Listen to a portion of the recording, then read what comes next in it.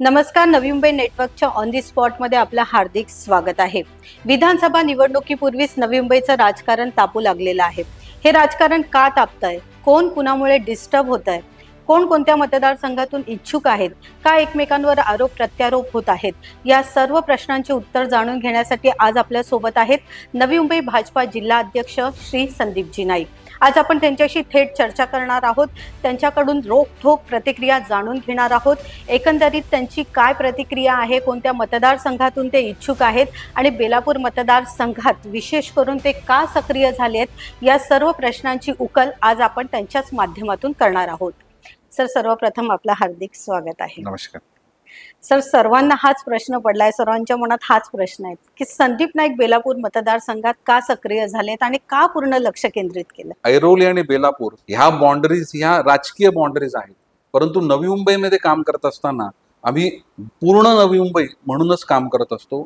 आता तुमचा थेटच प्रश्न आहे की ही खरी गोष्ट आहे की ऐरोली मतदारसंघामध्ये आमदार म्हणून काम केल्यानंतर संपूर्ण नवी मुंबई स्तरावर म्हणजे बेलापूरमध्ये देखील मी माझ्या ऐरोलीच्या आमदारकीच्या कालखंडामध्ये अनेक वेळा काम करताना दिसलो.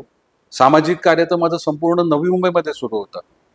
स्टँडिंग कमिटी सभापती म्हणून माझं जास्त काम त्या कालखंडामध्ये बेलापूर मतदारसंघात झालेलं आणि आताच्या या परिस्थितीमध्ये संपूर्ण कार्यकर्ते यांची इच्छा आहे की मी बेलापूरमधून आमदारकीची निवडणूक लढावी आणि मी कार्यकर्त्यांच्या ज्या भावना आहेत त्या मी जाणून घेतलेल्या आहेत आणि मला वाटतं की नक्कीच पक्ष माझा विचार करेल आणि एक न्यायी भूमिका ही माझ्या उमेदवारीकरता पक्ष दाखवेल. तुम्ही त्याच मतदारसंघातून यावेळी पहिल्यांदा मतदान केलं तेव्हाच कुठेतरी शंका आली होती की तुम्ही मतदारसंघात स्वतःला लॉन्च? नाही, हा योगायोग आहे. कोविडच्या कालखंडामध्ये मी CBD येथे शिफ्ट झालो आणि तिकडून त्या कालखंडामध्ये महानगरपालिका, सिडको, संपूर्ण व्यवस्था आणि तिथून मला सगळ्या कामांचा संपर्क साधणं किंवा काम करणं हे सोपं जात होतं आणि तो योग होता की मी 2019 साली CBD मध्ये राहायला गेलो आणि तिकडे राहायला गेल्यामुळे माझं नाव देखील बेलापूर मतदारसंघामध्ये नोंदणं गेलं आणि नंतर मग ह्या लोकसभेमध्ये, कारण मधल्या आमदारकीच्या निवडणुका आणि नंतर मग करोनाचा कालखंड, महानगरपालिकेच्या न झालेल्या निवडणुका आणि त्यानंतर लगेचची जी निवडणूक होती ही लोकसभेची होती आणि लोकसभेमध्ये त्या ठिकाणी जेव्हा मी मतदान त्या ठिकाणी जेव्हा माझं नाव शोधलं तेव्हा माझा ॲड्रेस तो असल्यामुळे तो माझं नाव बेलापूर मतदारसंघामध्ये बेलापूर गावामध्येच आलं आणि त्यानंतर मग मी मतदान केल्यानंतर बाहेर पडल्यानंतर मग तो अनेकांना मला प्रश्न विचारला की आपण बेलापूर मतदारसंघ हा आज आपण म्हणजे ह्याच वर्षी आपण मतदान केलं. तर मी अनेकांना सांगितलं की ह्याच वर्षी नाही, 2019 पासून मी बेलापूर मतदारसंघात राहतो. याच अनुषंगाने आपण पक्ष कार्यालयाची स्थापना केली, सुरुवात केली, जनसंवाद कार्यक्रम आपण राबवत आहेत, ज्येष्ठ नागरिकांपर्यंत पोहोचतायत, तुमची सक्रियता वाढतीये, लोक तुमच्यापर्यंत पोहोचतायत. तुमची ही सक्रियता कुणासाठी तरी त्यांना इनसिक्युरिटी वाटते का? कोणाला काही वाटतं त्यापेक्षा मी काय केलंय, माझी समाजामध्ये माझा स्तर काय आहे, लोक मला कोणत्या विषयाकरता लोक माझ्याकडे येतात, लोकांना माझ्याकडे कोणते प्रश्न मांडावेसे वाटतात आणि आपण ह्या समाजाला काय देऊ शकतो किंवा आपण एखाद्या पदावर असू तर त्या पदाच्या माध्यमातून आपण काय करू शकतो किंवा आपल्याला काय करायचं आहे हा विचार घेऊन मी काम करत असतो.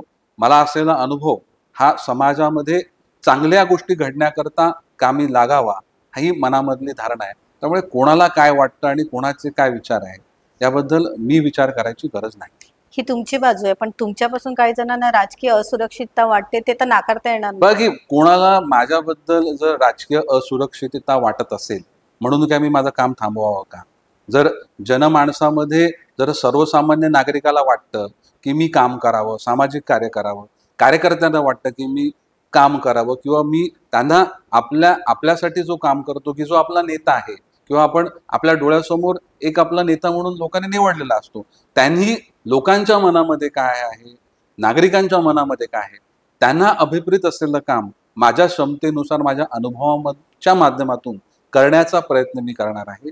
दुसऱ्यांना काय वाटतं हा विचार मला करायची गरज नाही. राजकारण म्हटलं की असुरक्षितता तर असतेच, तशी तुम्हाला कुणाकडून राजकीय असुरक्षितता वाटते का? नाही, आपल्याला जर आपलं कार्य जर नीट असेल आपण करणारं कार्य हे जर समाजाकरता असेल, त्यामध्ये निस्वार्थ हेतू असेल आणि आपल्या अनुभवातूनच्या माध्यमातून चांगली कामं घडत असतील, त्याच्यामध्ये सातत्य असेल, लोकांना भेटल्यानंतर त्यांच्याशी चांगली वागणूक देऊन त्यांची कामं सोडवण्याचा जर प्रामाणिक प्रयत्न आणि जर काम जर जनतेला दिसत असेल, तर आपण कोणाला घाबरायचं किंवा कोणाच्या बोलण्यामुळे विचलित होण्याचं कारण नाही. आणि माझ्या लहानपणापासून म्हणजे माझ्या शालेय जीवनापासून मी स्पर्धा परीक्षांमध्ये नेहमीच पार्टिसिपेट केलेला आहे आणि जो उत्तम असेल, जो चांगला खेळेल त्याला प्राधान्य मिळेल. त्यामध्ये आपणच त्या ठिकाणी असावं किंवा दुसऱ्या कोणी नसावं अशा प्रकारची भावना व्यक्त करण्याची गरज नाही. प्रत्येक वेळेस कालखंड बदलत असतो, प्रत्येकाला संधी मिळत असते आणि जनता ठरवत असते की तुम्हाला कोणी नेतृत्व केलेलं तुम्हाला आवडेल किंवा कोणाच्या माध्यमातून चांगलं काम होतं. मी कोणाच्या कामाच्या विषयी बोलत नाही, परंतु आपण काय करावं, दुसऱ्यावर आपण आलोचना करून, दुसऱ्यावर टीका करून किंवा त्याच्याबद्दल काहीतरी बोलून आपलं महत्व वाढवण्यापेक्षा आपण आपल्याला जे चांगलं वाटतं हे सदसद विवेक बुद्धीनं जर आपण आपली कामं पुढे करत राहिलो तर आपल्याला मिळणारा आनंद हा समाधान देणारा असतो आणि समाज देखील ह्या गोष्टी मान्य करतो. त्यामुळे दुसऱ्यांनी काय बोलावं, दुसऱ्यांनी काय करावं या गोष्टीचा मी कधीच माझ्या शालेय जीवनापासून विचार केला नाही. मी ज्या स्पोर्ट्समध्ये पार्टिसिपेट केलं, वेगवेगळ्या खेळ प्रकारांमध्ये मी खेळलो, वेगवेगळ्या कॉम्पिटिशनमध्ये पार्टिसिपेट केलं, त्या ठिकाणी स्पर्धा ही असतेच. स्पर्धा ही प्रत्येक ठिकाणी आहे. त्यामुळे ती स्पर्धा ही म्हणजे ही फेअर स्पर्धा असावी. खेळाडू वृत्तीनं सगळ्यांनी प्रत्येक गोष्टीकडे बघण्याची गरज आहे. प्रत्येक वेळेस काय एकच माणूस हा यशस्वी होईल असं नाही किंवा एखादा माणूस यशस्वी होईल देखील, एखादा व्यक्ती यशस्वी होईल, पण त्याच्यापेक्षा चांगलं कोणी काही व्यक्ती करू शकतो. म्हणजे काय कोणी काम करायचंच नाही का? तर मी माझ्या जीवनामध्ये कोणत्याही स्पर्धेला मी घाबरत नाही आणि स्पर्धा ही असलीच पाहिजे आणि ती स्पर्धा देखील हेल्दी असली पाहिजे या विचाराचा मी आहे. तुम्ही काम करतायत आणि टार्गेट केलं जातंय तुमचे वडील लोकनेते गणेशजी नाईक यांना, हे असं बघा का? हे बघा की काहीच घटकांचं अस्तित्व तेवढ्याच पुरतं असतं. एखाद्या जीवनक्रमामध्ये एखादी घटना घडते, एखादी खूप चांगली खेळणारी टीम असते, परंतु एखाद्या वेळी ती टीम अपयशी ठरते, म्हणून ती टीम खराब आहे का? असं नाही. आणि राजकीय पटलावर जर आपण सगळ्या गोष्टींचा विचार केला तर निवडून येणं हेच फक्त एक एक प्रमाण आहे का? नाही, हे तांत्रिक प्रमाण आहे.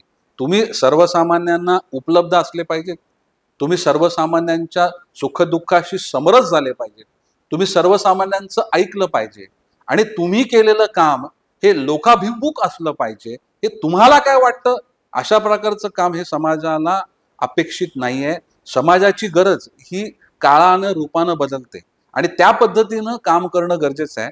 आणि जेव्हा आपण आपलं अस्तित्व किंवा आपलं काम, आपलं विजन हे ज्यांच्याकडे नसतं, हे दुसऱ्यांच्या विजनमध्ये आपलं विजन किंवा त्यांना विरोध करून आपलं विजन बनवण्याचा प्रयत्न करत असतात, ते नेहमी एखाद्या मोठ्या व्यक्तीला किंवा मोठ्या व्यक्तीच्या कामाला ते टीका करतात, टिप्पणी करतात आणि त्यामधून स्वतःचं महत्व निर्माण करण्याचा प्रयत्न हा प्रत्येक घटक करत असतात. आणि नवी मुंबई शहराचा जर विचार केला तर गणेशजी नाईक साहेब यांचं नाव तर सर्व ठिकाणी आहे. या संपूर्ण शहराची जडणघडण आज या नवी मुंबई शहराचे शिल्पकार म्हणून त्यांना संबोधलं जातं.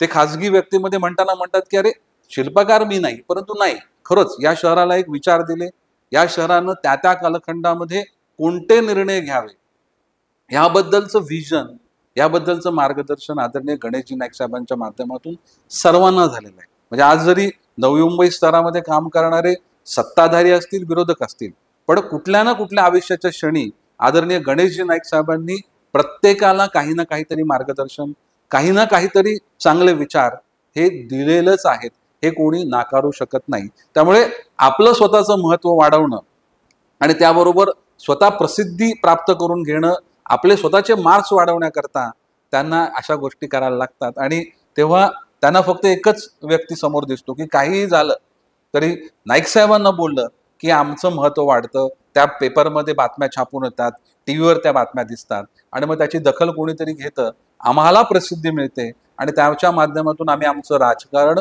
सुधारू शकतो. अशा प्रकारच्या धारणेतून हा एक प्रयत्न हा काही घटक करत असतात. सॉरी टू से सर, पण कधी कधी बाप काढला जातो, एक मुलगा म्हणून वाईट वाटतं का? नाही बघा की ज्यांची संस्कृती आहे ते त्या पद्धतीनं बोलणार, की ज्यांना समाजामध्ये वावरत असताना अहंकार आहे, लोकांना पावलोपावली अपमानित करण्याची ज्यांची सवय आहे, सर्वसामान्य नागरिक असो, सर्वसामान्य कार्यकर्ता असो, तो अनुभवानं मोठा असो, वयानं मोठा असो, प्रत्येकाला अपमानित करून आपलं महत्व कसं, आम्ही कसे श्रेष्ठ, आम्हीच कसे बरोबर, असं दाखवण्याचा प्रयत्न करणारे घटक ह्यांना समाज बघत असतो. आणि समाज हा म्हणजे आज रिफ्लेक्टिव्ह आहे. आपण जर चांगलं जे एखाद्या परिस्थितीमध्ये आपण कसे वागताय हे देखील समाज शांतपणे पाहत असतो. आणि त्यामुळे ह्या अशा घटकांना किंवा अशा बोलणाऱ्या व्यक्तींना ह्या येणारा काल आणि वेळ हे नक्कीच उत्तर देईल असा माझा ठाम विश्वास आहे. सर, नवी मुंबईचं राजकारण जर आपण पाहिलं तर विरोधक असो किंवा स्वपक्षातील नेते असो, कधीही प्रश्न विचारतात की 15 वर्ष आपण सत्तेत होतात, सर्व सत्ता केंद्र तुमच्या घरात होती, तुम्ही 15 वर्षात नवी मुंबईसाठी काय केलं, का ते लेखाजोखा तुमच्याकडून मागत असतात? या शहराचं बजेट 50 करोड असताना आपल्या शहरामध्ये येणाऱ्या भविष्यामध्ये पाण्याची टंचाई भासवेल अशा परिस्थितीमध्ये आपल्याला इतरांकडे जाऊन पाणी मागणं, अशा गोष्टी करणं जर टाळायचं असेल, आपल्या शहरवासियांचं जर पाण्याचा प्रश्न सॉल्व्ह करायचा असेल, तर आपल्याला स्वतःचं असं डॅम विकत घ्यावं लागेल. आणि त्यावेळेस कमी बजेट असताना देखील आदरणीय गणेशजी नाईक साहेबांच्या व्हिजननं, त्यांच्या पुढाकारानं, त्यांच्या प्रयत्नानं मोरबे डॅम घेण्याचा निर्णय झाला. म्हणजे 50 कोटीचं बजेट असताना 500 कोटीचं डॅम हे घेतलं गेलं. आज जर त्या पूर्ण डॅमचं जर व्हॅल्युएशन केलं तर 5,000 करोडपेक्षा जास्त किंमत ह्या डॅमची आहे.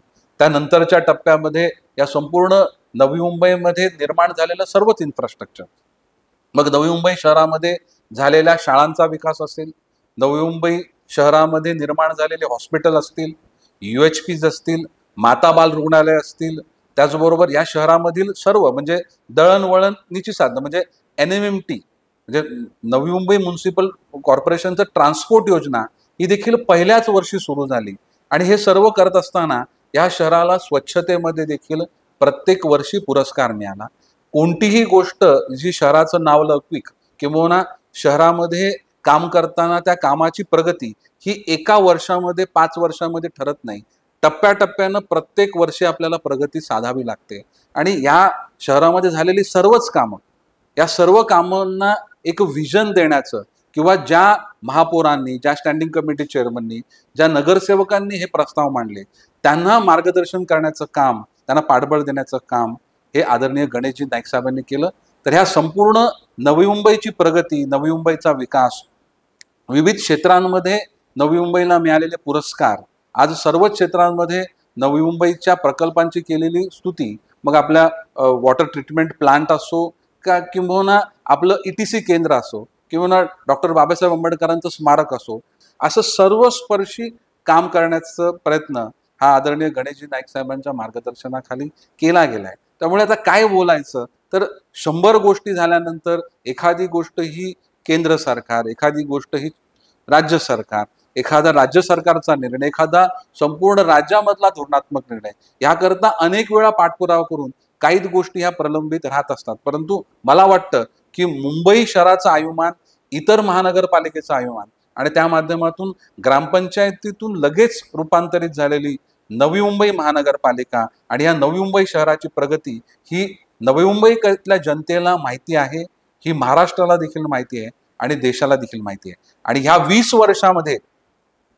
वर्षामध्ये कोणत्याही प्रकारची कर वाढ झालेली नाही.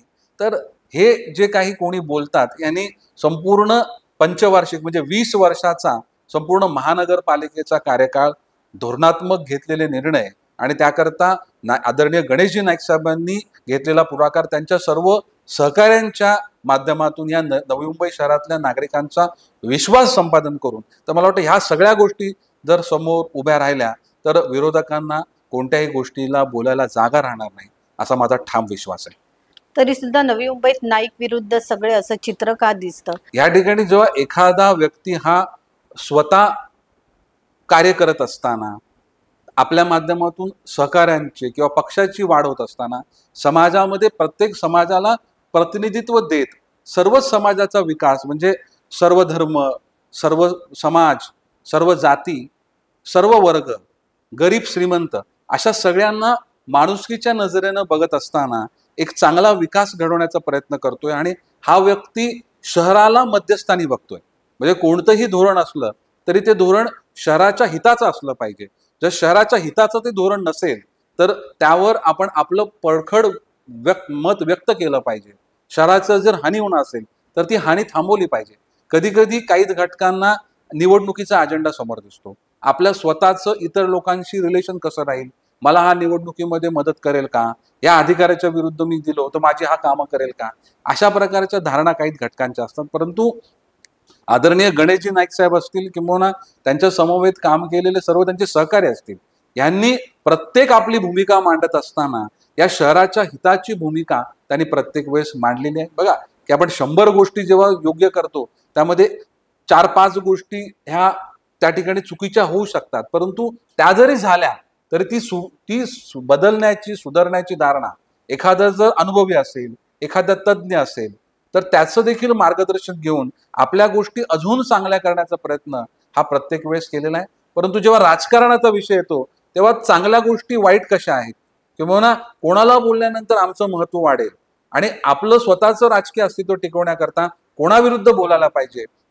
ह्या गोष्टी काहीच राजकारण्यांना सांगायची गरज नाही. सर, महायुतीचा धर्म तुमच्या बाजूने पाळला जातो का? कारण शिवसेना नेहमी आरोप करते की आमच्या कामात अडथळे आणण्याचा प्रयत्न केला जातो, काम केलं देऊ जात नाही. तर महायुतीचा धर्म पाळला जातोय का? हे बघा, ज्या लोकांनी ही वक्तव्य केलेली आहेत त्यांनी या 5 वर्षाच्या काळामध्ये त्यांच्या प्रभागामध्ये किती कामं झालेत त्याचं त्यांनी लेखाजोखा घ्या. माझं तर स्पष्ट मत आहे की कोणी व्यक्ती म्हणजे काय नवी मुंबई महानगरपालिका नाही, कोणी व्यक्ती म्हणजे काय कुठला पक्ष नाही. काही जण स्वतः आपण संपूर्ण या राज्याचे प्रमुख आहोत आणि राज्याचे प्रमुखांच्या निर्णय घेण्याचा अधिकार माझा आहे, फक्त हे मत मीच मांडू शकतो, अशा प्रकारचं त्यांनी एक आभास संपूर्ण शहरामध्ये निर्माण केलेला आहे. मी देखील स्थायी समितीचा सभापती किंवा माझा आमदार म्हणूनचा कालखंड मी कोणताही पक्षपातीपणा हा कुठल्या विभागाच्या कामामध्ये केला नाही. प्रत्येक नागरिक, प्रत्येक विभाग, प्रत्येक वॉर्ड, त्या प्रत्येक वॉर्डमधली कामं झाली पाहिजे. जरी स्कूलचं काम आहे तर स्कूल व्हिजन म्हणून झोपडपट्टी परिसर, गाव, शहर या सगळ्या ठिकाणी शाळा झाल्या पाहिजेत, त्या प्रत्येकाच्या वॉर्डामध्ये झाल्या पाहिजेत. तलाव व्हिजन असेल तर तलाव व्हिजन प्रत्येक वॉर्डामध्ये नवी मुंबईच्या प्रत्येक ठिकाणी राबवलं गेलं पाहिजे. जे कार्य एका ठिकाणी होत आहे ते सर्व ठिकाणी केलं पाहिजे. मी राहतो तो विभाग म्हणजेच माझं संपूर्ण नवी मुंबई, अशा लोकांच्या विचारानं जर आपण विचार करायला गेलो तर हा स्वार्थानं बरबटलेले हे विचार आहेत आणि ह्याला समाज कधी मान्यता देत नाही. त्यामुळे बोलणाऱ्यांनी बोलतच राहावं, कारण एखादा माणूस चांगलं बोलेल अशी अपेक्षा आपण करायला नको. म्हणजे आपल्याला काहीतरी साध्य करण्याकरता आपण ज्या पद्धतीनं आपण मांडू शकतो त्या पद्धतीची मांडणी हा प्रत्येक जण करत असतो. त्यामुळे ते त्यांचे संस्कार आहेत, त्यांची विचारधारा आहे आणि त्यांची कार्यपद्धती आहे. परंतु आमची कार्यपद्धती आहे की कोणी काय बोलतोय, कोणी आलोचना करतोय, पण आपण केलेलं काम हे शहराच्या हिताचं असेल, ते शहराच्या फायद्याचं असेल तर ते करताना आपण दुसरं काय कोण बोलतंय याचा विचार करायची गरज नाही. तरी सुद्धा तुम्हाला आव्हान दिलं जातं, आरोप प्रत्यारोप केले जातात, मात्र तुमच्या बाजूने का त्याला प्रत्युत्तर दिलं जात नाही किंवा त्या आरोपांना तुम्ही महत्व देत नाही? हे बघा की एखादी जर गोष्ट आमच्या माध्यमातून अजाणतेपणे किंवा जाणतेपणे चुकीची झाडली असेल ती सुधारण्याची मानसिकता आम्ही मनामध्ये ठेवतो, ते आमचे संस्कार आहेत. परंतु जेव्हा एखादा व्यक्ती फक्त त्याचे विचार स्वार्थाने बरबटलेले असतील, त्याच्यामध्ये राजकीय स्वतःचं हित साधण्याचा प्रयत्न करत असतो, त्याच्यामध्ये त्यांनी काहीतरी बोलावं आणि त्याला आम्ही उत्तर द्यावं आणि त्याची पब्लिसिटी व्हावी आणि मग ती कोणाकडे तरी पोचावी आणि मग त्यांच्या विरुद्ध तुम्ही बोलता म्हणून तुमची कामं झाली पाहिजेत आणि मग स्वतःच्या पदरी काहीतरी पाडून घ्यावं, ह्याच्या पलीकडे त्यांना काही करण्याचं त्यांचं विजन नाही. जर एखाद्याचं विजन असतं तर तो नवी मुंबई शहराच्या बाबतीत बोलतो, तो सर्वसमावेशक कामाच्या बाबतीत बोलतो आणि तो फक्त स्वतःचा विचार मांडत नाही, तो समाजामधील ही जी मेजॉरिटी आहे ही मेजॉरिटीचा विचार, सर्वसामान्यांचा विचार हा ते अवगत करत असतात. त्यामुळे अशा घटकांना आपण बोलणं किंवा त्यांच्या प्रश्नांना उत्तर देणं म्हणजे आपण एखादा जर चिखलामध्ये जाऊन लोळला ना आपण पण त्या चिखलामध्ये जायची गरज आहे का नाही, मग त्याच्यामध्ये आणि आपल्यामध्ये फरक काय? किंवा मग ज्यावेळेस अनेक चांगली काम करताना काही प्रवाह हे तुमच्याबद्दल काहीतरी तुमच्यावर चिखलफेक करणं, तुमच्याबद्दल बोलणं हे चालूच राहणार. परंतु जिथपर्यंत आपण माहिती आहे की आपण केलेलं काम हे समाज हिताचं आहे, योग्य आहे आणि शेवटी हे काम चांगलं झालंय ह्या प्रकारची प्रतिष्ठी प्रत्येकाला होणार असेल तर अशा विरोधकांचं किंवा अशा आलोचना करणाऱ्यांचा, अशा चिखलपेक करणाऱ्या लोकांचा विचार करायची गरज नाही. त्यामुळे सर असाही एक आरोप होतो की जे तुमच्यावर आरोप होतात त्याला तुम्ही प्रतिउत्तर देत नाही आणि कुणाच्या तरी खांद्यावर बंदूक ठेवून विरोधकांना किंवा स्वपक्षीय नेत्यांना टार्गेट केलं जातं आणि ते तुम्हाला आता आव्हान देत आहेत की तुम्ही स्वतः मैदानात या आणि आमच्या आरोपांना उत्तर नाही, आम्ही द्या. हे बघा, आम्ही मैदानात स्वतःसाठी नाही. जेव्हा जेव्हा जनतेचा प्रश्न असेल तेव्हा मैदानात पूर्ण नाईक परिवार किंवा नाईक परिवार म्हणजे नाईक साहेबांचे कार्यकर्ते हे तुम्हाला रस्त्यावर दिसलेले आहेत. नव्या मुंबईतले अनेक असे प्रश्न आहेत की त्या प्रश्नावर तोंड खोलायचं किंवा बोलायची देखील धाडस हे अनेक घटकांना दाखवलेलं नाही. नवी मुंबईच्या शहराच्या हिताच्या गोष्टी होत असताना एखादा जर नवी मुंबई शहरावर अन्याय होतोय, नवी मुंबईच्या हक्काची गोष्ट जर हिरावली जाते, नवी मुंबईची सुव्यवस्था जर ती चुकीच्या पद्धतीच्या व्यवस्थेकडे घेऊन जाण्याची व्यक्त असेल तर एकही घटक हा पुढे येत नाही. फक्त नाईक साहेबांचं किंवा संदीप नाईक किंवा गणेश नाईक साहेबांचा काय विचार आला त्यावेळेस मध्ये कोणत्याही पद्धतीनं आपण काहीतरी बोलावं आणि आपलं हित साधावं असा त्यांचा प्रयत्न असतो. त्यामुळे जर वारंवार जर एवढ्या नवी मुंबई शहरामध्ये झालेल्या गोष्टी आहेत त्या विषयामध्ये त्यांना कधी नवी मुंबईचं हित दिसलेलं नाही किंवा त्यांनी कधी प्रशासनाला जाऊन बाबा ही गोष्ट चुकीची होते, या गोष्टीबद्दल आपण ही गोष्ट थांबवली पाहिजे असा जाब ते विचारायला गेलेले नाहीत. त्यांचं जे काही दायित्व आहे किंवा त्यांची जी जबाबदारी आहे ती शहराप्रती नाहीये, नागरिकांच्या प्रती नाहीये, प्रकल्पाच्या प्रती नाहीये. जी काय आहे ती स्वतः करता आपण नाईक फॅमिलीला कसं बोलावं आणि आपलं महत्व कसं प्राप्त करावं हेच उद्दिष्ट ठेवून ते काम करताना दिसतील. इतरत्र समाजाकरता किंबहुना एखाद्या प्रकल्पाकरता, एखाद्या अन्यायाविरुद्ध ही लोक कधीही रस्त्यावर आलेली आपल्याला बघायला मिळणार नाही. नाईक शब्दापासून एलर्जी आहे का? तुम्हाला नेहमी सत्तेपासून दूर ठेवण्याची त्यांची धडपड असते का? तेव्हा ही स्पर्धा आहे की जेव्हा योग्य मार्गाने आपण एखादं जर लोकांचं मॅन्डेट साध्य करू शकत नसू तर मग त्या पद्धतीमध्ये त्या व्यक्तिमत्वाच्या विषयी बोलणं, त्यांच्या धोरणांविषयी बोलणं, नसलेल्या गोष्टी एस्टॅब्लिश करणं आणि स्वतः प्रसिद्धी मिळून काहीतरी त्यांच्या पदरी पाडून घेणं आणि आपलं राजकारण साधणं अशा प्रकारचा हा प्रयत्न असतो. आणि हा तुम्हाला जनरल अशा प्रकारची पद्धत ही तुम्हाला बघायला मिळते. जर तुम्ही सत्तेत आलात तर कुठेतरी त्यांचं नुकसान होईल अशी काय भावना त्यांच्या मनात असते? या पूर्ण नवी मुंबईमध्ये सत्तेत असताना मी तुम्हाला वारंवार सांगितलं की आपण एखाद्या विरोधकाला विरोधक म्हणजे हा वैचारिक विरोधक किंवा पक्षीय हा विरोधक म्हणून बघत असतो. व्यक्तिगत आपला कोणालाही विरोध नसतो. हा विरोध असला तो त्या प्रवृत्तीला असतो, त्यांनी केलेल्या चुकीच्या कामांना असू शकतो. त्यामुळे वैयक्तिक वैरत्व देऊन आपण कधी कामं ही कोणाच्या वॉर्डमध्ये करणं की न करणं अशी भावना कधीही ठेवलेली नाहीये. जी काय कामं असतील ती सर्वांना सारखी झाली पाहिजेत. विरोधकांच्या वॉर्डमध्ये देखील जी नागरिक आहेत ती देखील या शहरामध्ये टॅक्स भरत असतात, पण त्यांच्या वॉर्डमध्ये पण कामं झाले. परंतु काही ठिकाणी उगेच चुकी स्वतःच्या स्वार्थाकरता काहीतरी दाखवणं अशा प्रकारचा प्रयत्न, म्हणजे बाकी तुम्ही कितीही अन्याय करा, लोकांना कितीही त्रास द्या, तो बरोबर आहे. कितीही त्रास द्या, म्हणजे पराकोटीचा त्रास द्या, नियमांची पायमल्ली करा, सर्व धोरणं बाजूला ठेवा, परंतु एखादा फक्त नाईक साहेबांच्या माध्यमातून एखादं चांगलं धोरण येत आहे मग त्याला ते कसं चुकीचं किंवा ते त्यांनी आणलेलं कसं त्या ठिकाणी थांबवता येईल याच्याकरता सर्वतोपरी प्रयत्न केले जातात. आणि ही गोष्ट आहे की टप्प्याटप्प्यानं जर शहराच्या प्रत्येक धोरणामध्ये जर यशस्वी भूमिका आणि यश संपादन केलं, जर अतिरिक्त जर प्रत्येक गोष्टीमध्ये जर यांना यश मिळालं तर ह्यांच्यामधील लोकप्रियता वाढेल आणि त्यामध्ये आम्ही स्वतः कुठेतरी आमचं राजकारण संपुष्टात येईल अशी भीती त्यांची असू शकते. जिथे नाईक तिथे सत्ता असं समीकरण आपण खूप वर्ष नवी मुंबईत बघत आहोत. मात्र जेव्हा तुम्ही भाजपमध्ये प्रवेश केला तेव्हा भाजपाने कुठेतरी दे धक्का दिला. विधानसभा निवडणुका होत्या, 2 तिकीट होते, 1 तिकिटावर समाधान मानावं लागलं. त्याच्यानंतर आता झालेल्या लोकसभा निवडणुकीमध्ये पूर्ण तयारी होती, सक्षम उमेदवार म्हणून संजू नाईक यांच्याकडे पाहिलं गेलं, मात्र त्यावेळी देखील तुम्हाला दे धक्का भेटला. तर कुठेतरी पक्षाकडून धोका किंवा अन्याय होतोय का इतकं काम करूनही? जे झालं त्या विषयावर जास्त विचार करणं हे योग्य नाही, परंतु आपल्याला मिळालेला अनुभव आणि नंतर या शहराच्या हिताकरता किंवा आपल्या सहकाऱ्यांच्या एकंदर सकारात्मक वाटचाली करता ह्या सहकाऱ्यांचं देखील हित समजून एक भविष्यामध्ये योग्य आपल्याला न्याय देणारी भूमिका ही सर्वच घटकांची असेल असा माझा विश्वास आहे. इतकी सकारात्मक का प्राथमिकता येते तुमच्या मनामध्ये एवढा अन्याय झाल्यानंतर? नाही बघा की ही जी परिस्थिती आहे, आपण एखादी गोष्ट झाली ती आपल्यावर का झाली किंवा ती परिस्थिती काय होती किंवा त्याची कारण मीमांसा काय, ह्या गोष्टीची चर्चा करायला गेली तर हा विषय न संपण्यासारखा आहे. परंतु त्या झालेल्या घटनेमधून आपल्याला काय शिकायला मिळालं आणि त्या झालेल्या घटनेमधून आपल्या शहराचं काय नुकसान झालं, आपल्या सहकाऱ्यांचं काय नुकसान झालं, ह्या गोष्टीचा विचार तर नक्कीच केला पाहिजे. आणि आता देखील मी बेलापूर मतदारसंघामधून विधानसभेची निवडणूक लढावी ही खूप मोठ्या प्रमाणामध्ये सर्वच कार्यकर्त्यांची इच्छा आहे. जिथे जिथे मी जातो तिथे आपण आमचं प्रतिनिधित्व करावं अशा प्रकारचे उद्गार हे जनमानसातून म्हणजे सर्वसामान्यांच्या नागरिकांच्या माध्यमातून माझ्याप्रती विचारले जातात.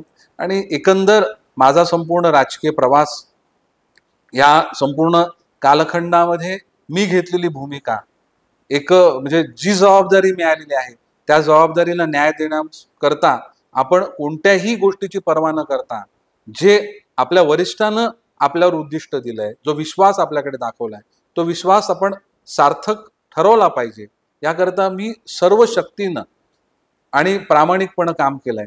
आणि मी जे काम केलेलं आहे, जो माझा अनुभव आहे, माझ्या कार्यकर्त्यांच्या ज्या भावना आहेत, यांना न्याय नक्कीच मिळेल असा माझा विश्वास आहे. आगामी विधानसभा निवडणुकीमध्ये संदीप नाईक ऐरोली मतदारसंघातून की बेलापूर मतदारसंघ? ही गोष्ट आता स्पष्टच झालेली आहे की कार्यकर्ते आणि अनेक नागरिकांच्या माध्यमातून मी बेलापूरमधून विधानसभेची निवडणूक लढावी अशा प्रकारची मागणी आणि अशा प्रकारची चर्चा अनेक नगरसेवक, अनेक पदाधिकारी आणि अनेक नागरिक माझ्याकडे करतायत.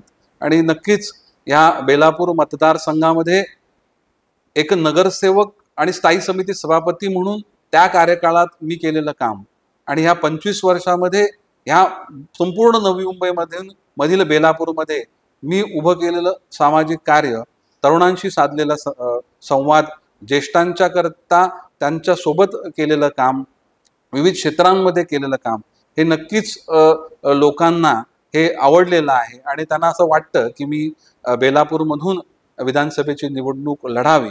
मला असं वाटतं की ह्याबाबत हे जे निर्णय हे पक्षश्रेष्ठी आणि पक्षाची एक सिस्टीम घेत असते आणि त्याबद्दल एक न्यायिक भूमिका ही माझ्यासाठी आणि ह्या मतदारसंघासाठी पक्ष नक्कीच घेईल असा विश्वास माझा आहे. तुम्ही तयार आहात का? पण बाकी मी 2019ला पण तयार होतो आणि त्यावेळेस देखील जी परिस्थिती निर्माण झाली, थांबावं अशा प्रकारची भूमिका पुढे आली आणि ती परिस्थिती लक्षात घेऊन आणि त्यावेळेसची अडचण लक्षात घेऊन मी त्यावेळेस थांबलो देखील. आणि माझं काम मी कुठे थांबवलं नाही. आणि मला कार्यकर्त्यांना, नागरिकांना देखील मला आभार मानावेसे वाटतात की कधी अशी जाणीव मला कोणी येऊन दिली नाही. सगळ्यांनी माझ्या त्या थांबण्याचा आदर केला आणि त्या थांबण्यानंतर देखील पक्षाच्या संघटनेकरता किंवा असलेल्या प्रत्येक निवडणुकीमध्ये माझं बेस्ट योगदान किंवा आपण बेस्ट काम कसं करू शकतं तो करण्याचा देखील त्या त्या कालखंडात मी प्रयत्न केला. परंतु आता कार्यकर्त्यांची इच्छा, नागरिकांची मागणी, माझी स्वतःची इच्छा आणि ह्या परिस्थितीमध्ये पक्ष एक न्यायिक विचार माझ्या दृष्टीनं आणि या मतदारसंघाच्या दृष्टीने नक्कीच करेल असा माझा विश्वास आहे. सर, राजकारणात म्हटलं जातं की नंतर मध्ये अंतर असतं, तर आपण आता म्हणू शकतो का अभिनय तो कभी नाही? बाकी मी आपल्याला सांगितलं की जेव्हा 2019ला देखील मी पूर्ण क्षमतेनं तयार होतो, कोणीही विचार केला नव्हता की त्यावेळेस मी ती निवडणूक लढणार नाही किंवा संदीप नाईक काय भूमिका घेईल अशा प्रकारची चर्चा अनेक ठिकाणी होती. परंतु त्यावेळेसची परिस्थिती, मी जो शब्द माझ्या वरिष्ठांना दिलेला आणि त्यांनी ज्या पद्धतीनं मला ज्या गोष्टी सांगितल्या आणि मला वाटलं की आता ह्या परिस्थितीमध्ये जी काही पक्षाची अडचण आहे, की जी परिस्थिती आहे त्यावेळेस आपण असेल तर थांबूया. या थांबण्यामध्ये काही नवीन चांगल्या गोष्टी करता येतील ते करण्याचा प्रयत्न करू. आणि त्या कालखंडात मी जरी आमदार म्हणून काम करत नसलो तरी माझ्या आमदार काळामध्ये मी जेवढा फिरलो नाही त्याच्यापेक्षा जास्त त्या कालखंडामध्ये मी फिरलो, सामाजिक कार्य उभं केलं आणि ते करताना पक्षाने दिलेली प्रत्येक जबाबदारी मी प्रामाणिकपणे पूर्ण करण्याचा प्रयत्न प्रत्येक कालखंडात मी केला, संघटन वाढवण्याचा प्रयत्न केला. त्यामुळे ह्या परिस्थितीमध्ये माझ्यावरती न्यायिक भूमिका ही पक्षाची असेल असा माझा विश्वास आहे. पण सर, तिथली राजकीय परिस्थिती वेगळी आहे. तिथला संघर्ष कुणाशी होणार हे आता सर्वांना माहितीच आहे. समझने वाले को इशारा काफी असं म्हटलं जातं. तर ते संघर्ष आणि ते आव्हान तुम्ही कसं पूर्ण कराल? बाकी आता मी तेव्हा पण संघर्षाच्या आणि निवडणुकीच्या तयारीत होतो आणि मी निवडणूक डोळ्यासमोर ठेवून कधी कामच करत नाही.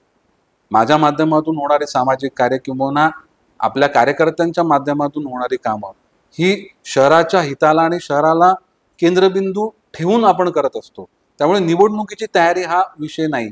परंतु आता या परिस्थितीमध्ये एक म्हणजे मी नेतृत्व करावं बेलापूर मतदारसंघाचं, बेलापूर मतदारसंघामधून उमेदवार म्हणून निवडणूक लढावी, ही सगळ्या स्तरांवरून मागणी माझ्याकडे येत आहे. आणि माझा देखील जो संपूर्ण ह्या राजकीय माझ्या पूर्ण कालखंडामधला माझा अनुभव आणि माझ्याकडे असलेला वेळ या माध्यमातून माझ्या देखील अनुभवाचा उपयोग या मतदारसंघात व्हावा ही माझी देखील इच्छा आहे.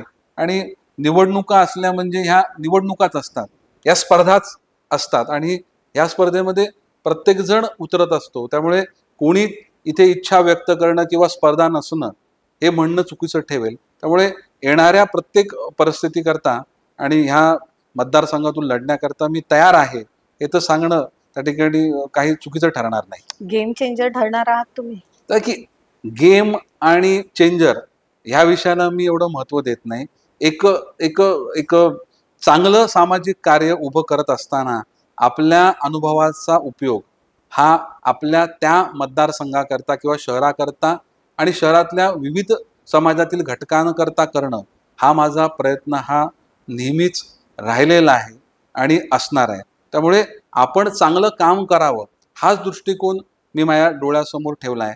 हे एखादं पद किंवा त्या एखाद्या पदावर निवडून येणं हे एक सामाजिक कार्य व्यापकतेनं करण्याचं एक माध्यम आहे असाच दृष्टिकोन मी डोळ्यासमोर ठेवतो. आणि आपल्याला काम करायचं आहे आणि आपल्याला आपल्या अनुभवाचा उपयोग येणाऱ्या परिस्थितीमध्ये आपल्या कार्यकर्त्यांच्या माध्यमातून आपल्या शहराच्या आणि समाजाच्या हिताकरता करायचा आहे. हाच दृष्टिकोन मी डोळ्यासमोर ठेवून मी नेहमी काम करत असतो आणि तसंच मी काम करणार. पण राजकारणात म्हटलं जातं की गाफील राहणं कधी कधी घातक ठरतं. तुम्ही गाफील तर नाही ना? तेव्हा की आता काय कोणाला हे बोलायचं असं ते बोलून दे, परंतु एक मला असं वाटतं की एक प्रामाणिकपणं पक्षाच्या दिलेल्या प्रत्येक जबाबदारीमध्ये त्या कामाला न्याय देण्याचा प्रयत्न मी केलेला आहे. आणि येणाऱ्या कालखंडामध्ये पक्षाची भूमिका ही न्यायिक असेल असा माझा ठाम विश्वास आहे. का मोठ्या पक्षाचे जिल्हा अध्यक्ष म्हणून आज आपण आपली भूमिका बजावत आहेत. काय जिल्हा अध्यक्ष म्हणून भावना आहेत तुमच्या? की जिल्हा अध्यक्ष या भावनेमधून पक्ष संघटना ही जरी पक्ष म्हणून निवडणुकीला सामोरं जात असला तरी खूप मोठ्या प्रमाणामध्ये एक समाजसेवा आणि सेवा ह्या पक्षाच्या कामातून घडत असते. त्यामुळे राष्ट्रीय स्तरावरून, प्रदेश स्तरावरून किंवा आपल्या प्रांतीय स्तरावरून आपल्याला आलेले सगळे कार्यक्रम, सगळे विषय किंवा दिलेल्या आपल्याला जबाबदाऱ्या ह्या नीट पद्धतीनं पूर्ण करणं, अनुशासन असावं, सगळ्यांना त्यामध्ये सोबत घेऊन आपण काम केलं पाहिजे. म्हणजे आज जरी मी अध्यक्ष असलो तरी कोणीतरी मी पुढे दुसरा कोणीतरी अध्यक्ष होणार आहे. जे आजी माझी पदाधिकारी आहेत त्यांना देखील आपण सोबत घेऊन काम केलं पाहिजे आणि पक्ष संघटना वाढली पाहिजे. ही संघटना आज काम करताना भविष्याची संघटना देखील तयार व्हावी अशा प्रकारची धारणा मी मनामध्ये ठेवलेली आहे. आणि आपण कोण आहोत? आपण एका पक्षाचे जिल्हा प्रमुख आहोत. आपल्या सोबत काम करणारे आपले जे इतर पदाधिकारी आहेत त्यांच्याबद्दल समाजामध्ये आदर निर्माण व्हावा अशा प्रकारचं काम आपल्या हातून घडलं पाहिजे. त्यामुळे एखादा जरी कार्यक्रम आला किंवा एखादा उपक्रम असला तर तो राबवायचा म्हणून नाही, त्याच्यामध्ये जनतेचं हित साधत त्याच्यामध्ये ज्या संवेदना आहेत, ज्या भावना आहेत त्या देखील तिथे त्या जिवंत राहिल्या पाहिजेत. अशा प्रकारची भूमिका मांडत आपण आपल्या दिलेल्या पदाला आपण पूर्ण जबाबदारीनं आणि अनुशासित पद्धतीनं त्याला एक न्याय देण्याचं काम हे मी माझ्या कालखंडात केलेलं आहे. सुरुवातीला जेव्हा आपण हा पदभार स्वीकारला तेव्हा जुना नवा असा वाद निर्माण झाला, असं काही होतं का? नाही, बघा की आपण खूप मोठ्या प्रमाणामध्ये म्हणजे भारतीय जनता पार्टीमध्ये जनसंघापासून काम करणारे पदाधिकारी आहेत. ते देखील अनेक दिवसापासून ते मूळ प्रवाहामध्ये नव्हते. परंतु मी जिल्हा अध्यक्ष झाल्यापासून किंवा त्याच्या अगोदरच ज्या जुन्या जाणत्या की ज्या पदाधिकाऱ्यांना काही नको आहे, ते एका पक्षाबरोबर काम करत असताना जो राष्ट्राचं हित बघतोय, ज्याच्या माध्यमातून सेवा घडते, अशा माध्यमातून आमची जी काही विचारधारा आहे त्या माध्यमातून समाजाला काहीतरी देण्याचा, संघटनेला काहीतरी देण्याचं हे त्यांचा प्रयत्न असतो. मला एखादं पद मिळावं, माझ्याबद्दल कोणी चांगलं बोलावं, अशा प्रकारची भावना त्या पदाधिकाऱ्यांना नसते. परंतु त्या पदाधिकाऱ्यांची जी पक्षाच्या प्रति जी निष्ठा आहे, त्याकरता जर त्यांना आपण सोबत बोलवलं, त्यांचा सन्मान केला, आपण जर आपल्या सर्व कार्यक्रमामध्ये जर त्यांना आपण सोबत घेऊन काम केलं, तर त्यांना मिळालेला आनंद हा अत्यंत समाधान देणारा असतो. त्यामुळे आजवरचे जेवढे जिल्हाध्यक्ष होते, म्हणजे या नवी मुंबईमधले काही अध्यक्ष आता ह्या जगामध्ये नाही आहेत, परंतु जे जे जे अध्यक्ष जे आता नवी मुंबईमध्ये आहेत, त्या सर्वांनाच भेटून त्यांच्याशी देखील मी त्यांच्या कालखंडातली कामं किंवा त्यांच्या वेळेस त्यांच्यासोबत करणारे कार्यकर्ते यांना देखील आपण ह्या पक्षाच्या संघटनेच्या संपूर्णच एका व्यवस्थेमध्ये त्यांना घेऊन कसं काम करता येईल याबद्दल माझी त्यांच्याबरोबर चर्चा होत असते. आणि मी देखील जिल्हाध्यक्ष म्हणून जरी माझं पद असलं तरी मी एक कार्यकर्त्याच्याच भूमिकेत असतो. पद हे भूषवण्याकरता नाही, मिरवण्याकरता नाही. पदाचा वापर आपल्याला जबाबदारीला न्याय देण्याकरता आणि त्या माध्यमातून सेवा आणि समर्पण हे जे मूळ उद्दिष्ट या पक्षाच्या कार्याचं आहे ते साध्य करण्याकरता झाला पाहिजे, हाच दृष्टिकोन मी नेहमी डोळ्यासमोर ठेवतो. 1 वर्षाचा यशस्वी कार्यकाळ आपण पूर्ण केलेला आहे. काय येणाऱ्या काळात आपली प्राथमिकता असणार तेव्हा आहे? की जी पक्ष जी जबाबदारी देईल त्या दिलेल्या पक्षाच्या जबाबदारीच्या माध्यमातून सर्व शहरातील सर्व आजी माजी पदाधिकाऱ्यांना सोबत घेऊन ते कार्यक्रम घडवून आणणं, पक्ष संघटना मजबूत करणं आणि फक्त पक्ष संघटना आजच्याच कालखंडात नाही तर भविष्यामध्ये देखील ही संघटना ही अशाच पद्धतीनं जोमानं वाढत जाईल, अशा प्रकारचं कार्य आपल्या माध्यमातून झालं पाहिजे. जनमानसाला आपल्या कार्याविषयी, आपल्या पक्षाविषयी आदर वाटला पाहिजे, अशा प्रकारची भूमिका ही आपण जर मांडली, त्यांना लोकांना अभिप्रेत असलेलं, अपेक्षित असलेलं काम जर आपण केलं तर नक्कीच एक जनतेचा एक आशीर्वाद आणि एक जनतेचा पाठबळ हे आपल्याला मिळत असतं. आणि अशाच दृष्टीनं काम करण्याचा प्रयत्न हा माझा भविष्यात राहणार आहे. थोडंसं भूतकाळात जायचंय सर. अगदी तरुण वयात तुम्ही राजकारणात एंट्री केली, नगरसेवक झाला, 3 वेळा स्टँडिंग कमिटी चेअरमॅन झाला, 2 वेळा आमदार झाला. तुमचा राजकीय जो आलेख पाहिला तो चढता आहे. नगरसेवक म्हणून महानगरपालिकेमध्ये सभागृहाचा अनुभव, स्टँडिंग कमिटी सभापती म्हणून त्या समितीचा अनुभव, 3 वेळा बजेट मांडण्याची संधी मला मिळाली. माझ्या कालखंडामध्ये केंद्र सरकारच्या जास्त योजना आपल्या शहरात याव्यात, राज्य सरकारच्या याव्यात, अनेक चांगले उपक्रम आपल्या शहरामध्ये व्हावे. आपण ऑन दी स्पॉट जाऊन कामाची पाहणी करावी. जनतेला काय पाहिजे, आपण मोठमोठे प्रकल्प आणतो आणि कधी कधी काय होतं की एखाद्या भागामध्ये लोकांना हवं असं काम होत नसतं, तर त्या लोकांना ऐकणं, जनसंवाद, सभापती आपल्या अंगणात, आमदार आपल्या प्रभागामध्ये, असे अनेक उपक्रम मी माझ्या पूर्ण कार्यकाळामध्ये राबवण्याचा प्रयत्न केला. आणि त्याचा हेतू हेच होता की आपण जास्तीत जास्त नागरिकांशी संपर्क साधला पाहिजे. म्हणजे आमदार म्हणून, नगरसेवक म्हणून काय निधी फक्त कसा वापरायचा ह्याकरता आपण आमदार नसतो, आपण जनप्रतिनिधी असतो. जनतेशी आपण संवाद साधला पाहिजे, जनतेचं म्हणणं आपण ऐकलं पाहिजे आणि जनतेला जे अभिप्रेत आहे ते काम आपल्या माध्यमातून होणं हे अपेक्षित आहे. आणि कामं होत असताना त्या कामांचं धोरणांमध्ये रूपांतर होणं हे अत्यंत गरजेचं आहे. आणि तो अनुभव मला माझ्या सामाजिक कार्यातून, नगरसेवकाचा कालखंड, स्थायी समितीचा कालखंड, आमदारकीची टर्म ह्याच्यामधून निश्चित मला आला. आमदार म्हणून काम करत असताना महाराष्ट्राचे अनेक विविध प्रश्न, विविध लोकप्रतिनिधींनी मांडलेले प्रश्न, त्यांनी त्या प्रश्नाविषयी मिळवलेला न्याय, या गोष्टी देखील अभ्यासाच्या होत्या. अनेक समितीमध्ये काम करायला मिळालं. विविध विभागाची कामाची पद्धत कशी आहे, त्या कामाचं ऑडिट कसं केलं जातं, त्या कामातून भविष्यामधलं उद्दिष्ट कसं साध्य केलं जातं, अशा अनेक प्रकारच्या अनुभवांची शिदोरी ही माझ्यासोबत आहे. स्टँडिंग कमिटी चेअरमॅन असताना विजन हे आपण इंट्रोड्यूस केलं. मग ते शाळा विजन, स्मशानभूमी विजन, तलाव विजन, नाला विजन, असे अनेक विजन आपण आणले. त्यामागे नेमकी आपली काय? नगरसेवक असतो किंवा जो लोकप्रतिनिधी असतो तो आपल्या परिसरामध्ये कामं व्हावीत याची तो मागणी करत असतो. परंतु ही मागणी होत असताना जे काम सर्व ठिकाणी सारखंच करायचंय, मग त्याच्यामध्ये एक एक एक योग्य असं त्या ठिकाणी पॅटर्न असला पाहिजे आणि तो पॅटर्न व्हिजनमध्ये कन्वर्ट झाला पाहिजे किंवा वारंवार कोणी त्या कामाची मागणी करण्याची गरज नाही. जर तुम्हाला सिव्हरेज लाईन बदलायची आहे तर ती संपूर्ण शहराची बदलली पाहिजे. जर तुम्हाला नाल्याचं काम करायचं आहे तर तुम्हाला संपूर्ण नाल्याचं काम करायचं आहे. जर तुम्हाला शिक्षणाची गुणवत्ता वाढवायची आहे तर एका गावामध्ये तुम्ही शिक्षणाची गुणवत्ता वाढा, एका वॉर्डमध्ये वाढवा, यामधून तुमच्या शहराची गुणवत्ता वाढणार नाही. जर ती गुणवत्ता वाढवायची असेल तर तुम्हाला एकच काम चांगल्या पद्धतीनं, चांगल्या डिझाईननं, ज्यामध्ये अतिरिक्त खर्च होणार नाही, गरजेचा खर्च होईल, जे लॉंग टर्म टिकेल आणि सर्व घटकांना त्याचा फायदा होईल, अशा प्रकारची कामाची मांडणी करून त्या गतीनं काम करणं गरजेचं आहे. आणि म्हणून एक व्हिजन आणि एक युनिफॉर्म डेव्हलपमेंट ही प्रत्येक विषयांची व्हावी.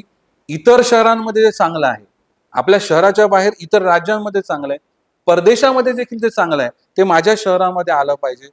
तीच सुविधा, तशाच प्रकारचं काम हे जे लोकांना उपयोगी पडतं ते आपल्याकडे झालं पाहिजे. अशा प्रकारचा ध्यास हा माझा नेहमीच राहिलेला आहे.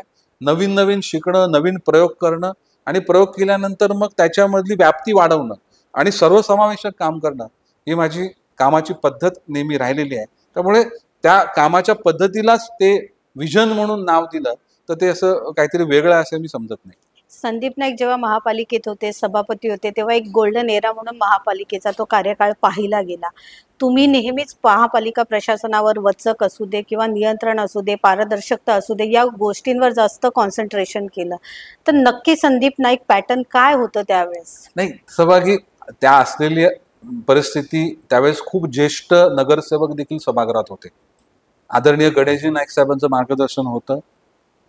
डॉक्टर संजीवजी नाईक हे महापौर म्हणून त्यांचा कार्यकाळ आणि त्यांची एखाद्या कामाविषयी त्यांचं नियोजन, त्याचा पाठपुरावा हा देखील वाखाणण्याजोगे आहे. म्हणजे कुठल्याही परिस्थितीत हार न मानता असलेल्या परिस्थितीमध्ये झुंजायचं आणि काम करायचं आणि खूप साधेपणानं काम करायचं, या सगळ्या ज्येष्ठांचं आणि अनुभवी लोकांचं मार्गदर्शन माझ्या त्या कालखंडात मला होतं.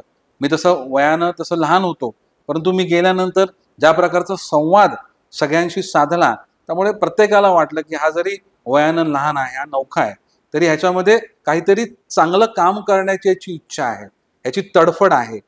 जाऊन स्वतः कामं बघणं, कामाचा अभ्यास करणं, चांगल्या लोकांशी चर्चा करणं आणि चर्चेनंतर निर्णय घेणं, अशा प्रकारची पद्धत मी त्या कालखंडात ठरवलेली. आणि वेळ आहे, वेळेचा उपयोग केला पाहिजे, गतीनं काम केलं पाहिजे, सर्वसमावेशक काम केलं पाहिजे, प्रत्येकाला समाधान दिलं पाहिजे, अशा प्रकारची माझी कामाची पद्धत होती.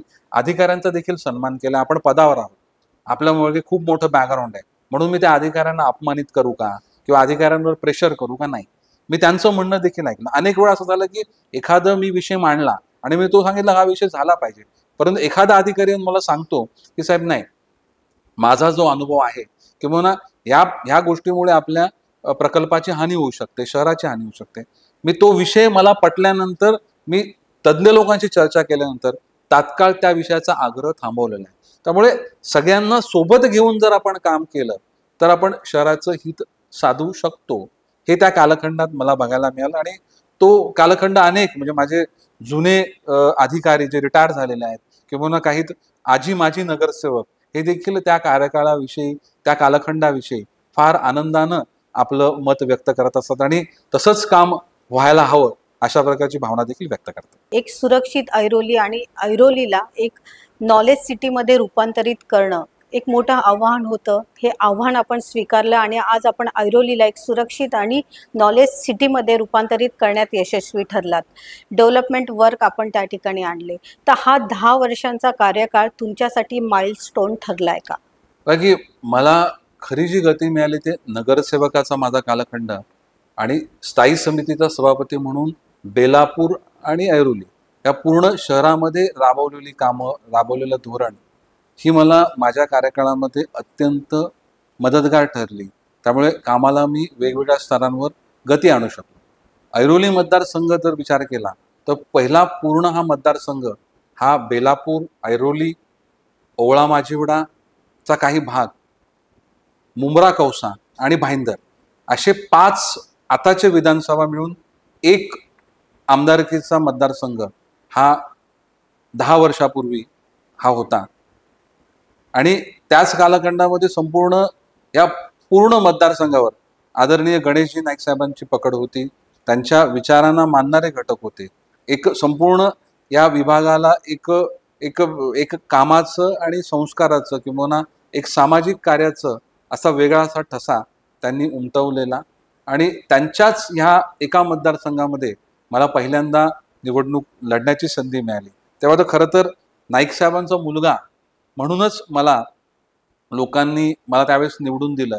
हे सांगताना मला अजिबात त्याच्यामध्ये कमीपणा वाटत नाही. माझं कार्य होतं माझी प्रतिमा आणि माझा नागरिकांची संपर्क, परंतु त्यापेक्षा जास्त मी नाईक साहेबांचा विचारांचा पाईक आहे. त्यांचेच विचार घेऊन मी पुढे जाणार आहे, ही धारणा लोकांनी मनामध्ये ठेवून मला त्यावेळेस काम करण्याची संधी दिली. किंवा निवडणुकीला मी सामोरं गेलो आणि नाईक साहेबांच्या त्यांच्या विचारांवर विश्वास ठेवून त्यांनी जे आव्हान केलं त्या माध्यमातून मी निवडून आलो. आणि त्यांच्या माध्यमातून आधुनिकता साधत अजून आपण ह्या ठिकाणी काही चांगलं करू शकतो. त्यांची कामाची पद्धत आणि त्यामध्ये आपल्यामधली क्षमता आणि आपण कशा पद्धतीनं काम करू शकतो, काम साधू शकतो, याचा समन्वय साधण्याचा प्रयत्न मी माझ्या पहिल्या 5 वर्षाच्या कालखंडात केला. आणि नंतरचा 5 वर्षाचा काळ देखील हा म्हणजे संघर्षाचाच होता, परंतु त्या परिस्थितीमध्ये देखील एक चांगला विकास त्या परिसराचा घडून आणण्याचा प्रयत्न केला. मी जनमानसाशी संवाद ठेवला. बाकी कामं आमदार म्हणून जे आपण काम करतो तर त्याचा पूर्ण वर्षाचा बजेट आणि नगरसेवकाचा बजेट जर तुलना केली तर नगरसेवक हा जास्त निधी आणत असतो. नगरसेवकाच्या माध्यमातून महानगरपालिकेत जेवढे कामं होतात तेवढी कामं काय आमदार निधीच्या माध्यमातून होत नाही. आणि तो निधी देखील आमदार निधी नसतो, तो स्थानिक स्वराज्य संस्थेचा निधी असतो. आणि तो फक्त कामं आपण सुचवायची असतात आणि बाकी जनरल कामं हे आपल्या परिसरामध्ये होत असतात. परंतु एक सर्वसामान्यांना भेटत राहून त्यांच्या दैनंदिन विषय ह्या धोरणात्मक निर्णयामध्ये त्याचं निर्माण व्हावा आणि महानगरपालिकेच्या निर्णय प्रक्रियेमध्ये जी राज्यामधून जे आपल्याला पाठबळ मिळावं ह्याकरता आपण आपली भूमिका मांडली पाहिजे. त्यामुळे विधानसभेमध्ये जे आपलं प्रतिनिधित्व असतं हे धोरणात्मक असतं आणि ते धोरणात्मक काम करण्याचा प्रयत्न हा माझ्या कालखंडामध्ये मी करण्याचा प्रयत्न केला. आणि मी हे गोष्ट आवर्जून सांगायला मला बिलकुल कमीपणा वाटणार नाही की ह्या ऐरोलीमध्ये एक मोठं व्हिजन आणि लोकसंग्रह हा आदरणीय गणेशजी नाईक साहेबांचाच होता आणि त्यांच्या माध्यमातूनच तो मला प्राप्त झाला. आणि मी त्यांच्या समवेत या शहरातील नवीन जुने आणि नव्यानं आलेले या शहरातील रहिवासी यांच्या कामाची सांगड साधत या विभागाचा एक सर्वांगीण विकास करण्याचा प्रयत्न केला. जसं मँग्रो इंटरप्रिटेशन सेंटर म्हणजे ऐरोलीमधलं मँग्रो सेंटर हे त्याच्यामधलं एक हायलाईट आहे की खूप मोठ्या प्रमाणामध्ये लहान मुलांना येऊन त्यांना एंटरटेनमेंट होतं आणि एज्युटेनमेंट देखील होतं. मुलांना आनंद मजा येते आणि शिकता देखील येतं. पर्यावरणाच्या विषयी त्यांना आपुलकी निर्माण होते. ही संपूर्ण जे इकोसिस्टीम आहे ही त्यांना बायोडायव्हर्सिटी त्यांना बघायला मिळते. त्यांना विविध पशु पक्षी म्हणजे प्रामुख्याने फ्लेमिंगोज हे सर्व बघण्याचा त्यांना आनंद मिळतो. आणि या सर्व कामाचं त्या ठिकाणी म्हणजे होत असताना तिकडे एक चांगली व्यवस्था देखील निर्माण होते, एक चांगलं पर्यावरण देखील निर्माण होतं. त्यामुळे माझ्या प्रत्येक कार्यामध्ये लोकांना काय हवंय, त्यामध्ये लोकांचा सहभाग किती असेल आणि त्या माध्यमातून आपण काय साध्य करू शकतो ह्या गोष्टीचा दृष्टिकोन माझा नेहमीच हा प्रत्येक कामामध्ये राहिलेला आहे. त्या कार्यकाळात वाहतुकीची खूप मोठी समस्या होती आणि ऐरोली मतदारसंघात एक सुरळीत वाहतूक निर्माण व्हावी किंवा व्यवस्था सक्षम व्हावी यासाठी आपण केलेले प्रयत्न आणि मंजूर करून आणलेले ब्रिजेस आज त्याचा फायदा होताना दिसतो आणि वाहतूक सुरळीत झाली आहे. याचं श्रेय कुठे ना कुठे तुम्हाला जातं. निधी किती आणला?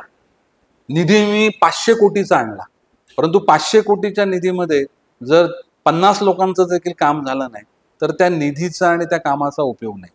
निधी मी 10 कोटीचा आला, परंतु मी चांगलं काम सुचवलं आणि चांगल्या कामामधून खूप मोठ्या प्रमाणामध्ये लोकांना त्याचा उपयोग झाला तर त्या कामाला महत्त्व आहे.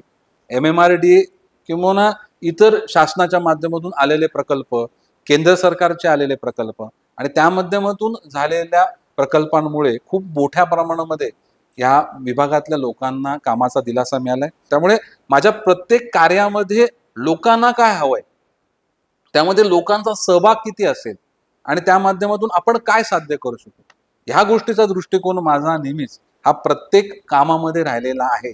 म्हणजे काम फक्त किती अमाऊंटचा संख्या नंबर नाही, तो नंबर आकड्यांचा नाही, तो नंबर कामाचा, म्हणजे लोकांना फायदा झालेला कामाचा, तो वाढवण्याचा प्रयत्न मी माझ्या प्रत्येक कार्यकाळात केला.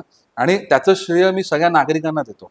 कारण मी काहीही काम करत असताना मी जनसंवाद केलाय आणि नागरिकांनाच मी अपील केलेली आहे की तुम्ही मला सुचवा की तुमच्याकडून काय काम होणं तुम्हाला अपेक्षित आहे की जे इतरत्र होत नाही. महानगरपालिका करते तीच कामं आमदार निधीच्या माध्यमातून करायची गरज नाही, कारण त्याला आमदार ची कामं वेगळी असतात आणि नगरसेवकाची किंवा महानगरपालिकेची कामं वेगळी असतात.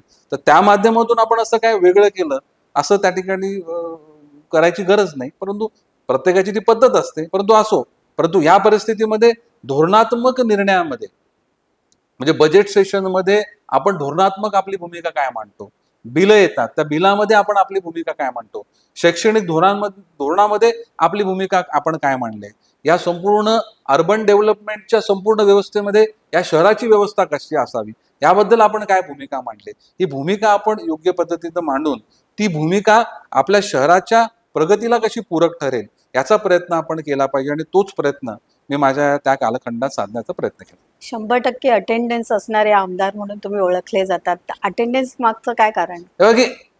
मी शाळेपासूनच माझी ती सवय, माझा शाळेमध्ये देखील 100% अटेंडन्स असायचा.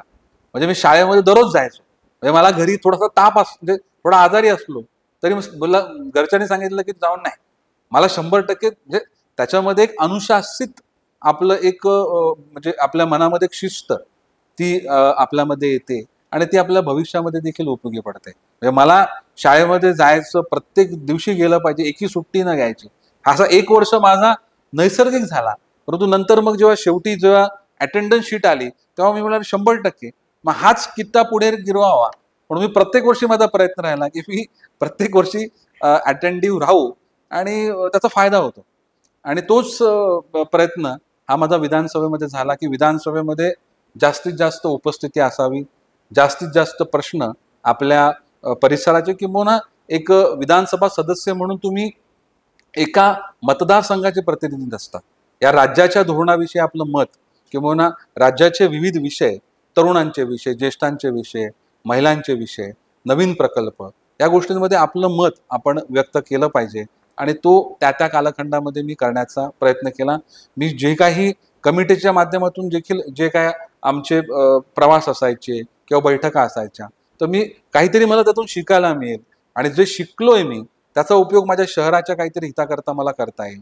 त्यामधून नवीन प्रकल्पांची त्या ठिकाणी बांधणी होईल, ते लोकाभिमुख ते प्रकल्प असतील, अशा प्रकारची भावना मी मनामध्ये ठेवली आणि ते नैसर्गिकरित्या तो 100% अटेंडन्स माझा एस्टॅब्लिश झाला. तालुका अध्यक्ष म्हणून आपण भूमिका बजावली, पूर्ण सभागृहामध्ये अध्यक्ष पदावर असताना तेव्हा काय नाही बघा, तो तालिका सभापती ही प्रत्येकाला सभापती असतात आणि काही कालखंडाकरता एखादा विषय हा सभागृहापुढे कामकाज करण्याकरता ते आपल्याला ती संधी मिळते आणि ती संधी देखील अनुभवायचं मला भाग्य मिळालं. आणि आपल्या कार्यकर्त्यांमध्ये किंवा आपल्या शहरवासियांमध्ये त्याविषयी आनंद व्यक्त होतो की एखाद्या पीठासनावर आपला जर शहरामधला एखादा लोकप्रतिनिधी जो आपल्यामध्ये असतो आणि तो बसलाय, तर त्यांना माझ्यापेक्षा जास्त आनंद हा नवी मुंबईतल्या नागरिकांना, कार्यकर्त्यांना झालेला. आणि तो अनुभव देखील माझ्याकरता विशेष होता. माझ्या त्या तालिका सभापतीच्या कालखंडामध्ये तो अंतिम शेवटच्या वर्षीचं ते अधिवेशन त्या कार्यकाळातलं होतं.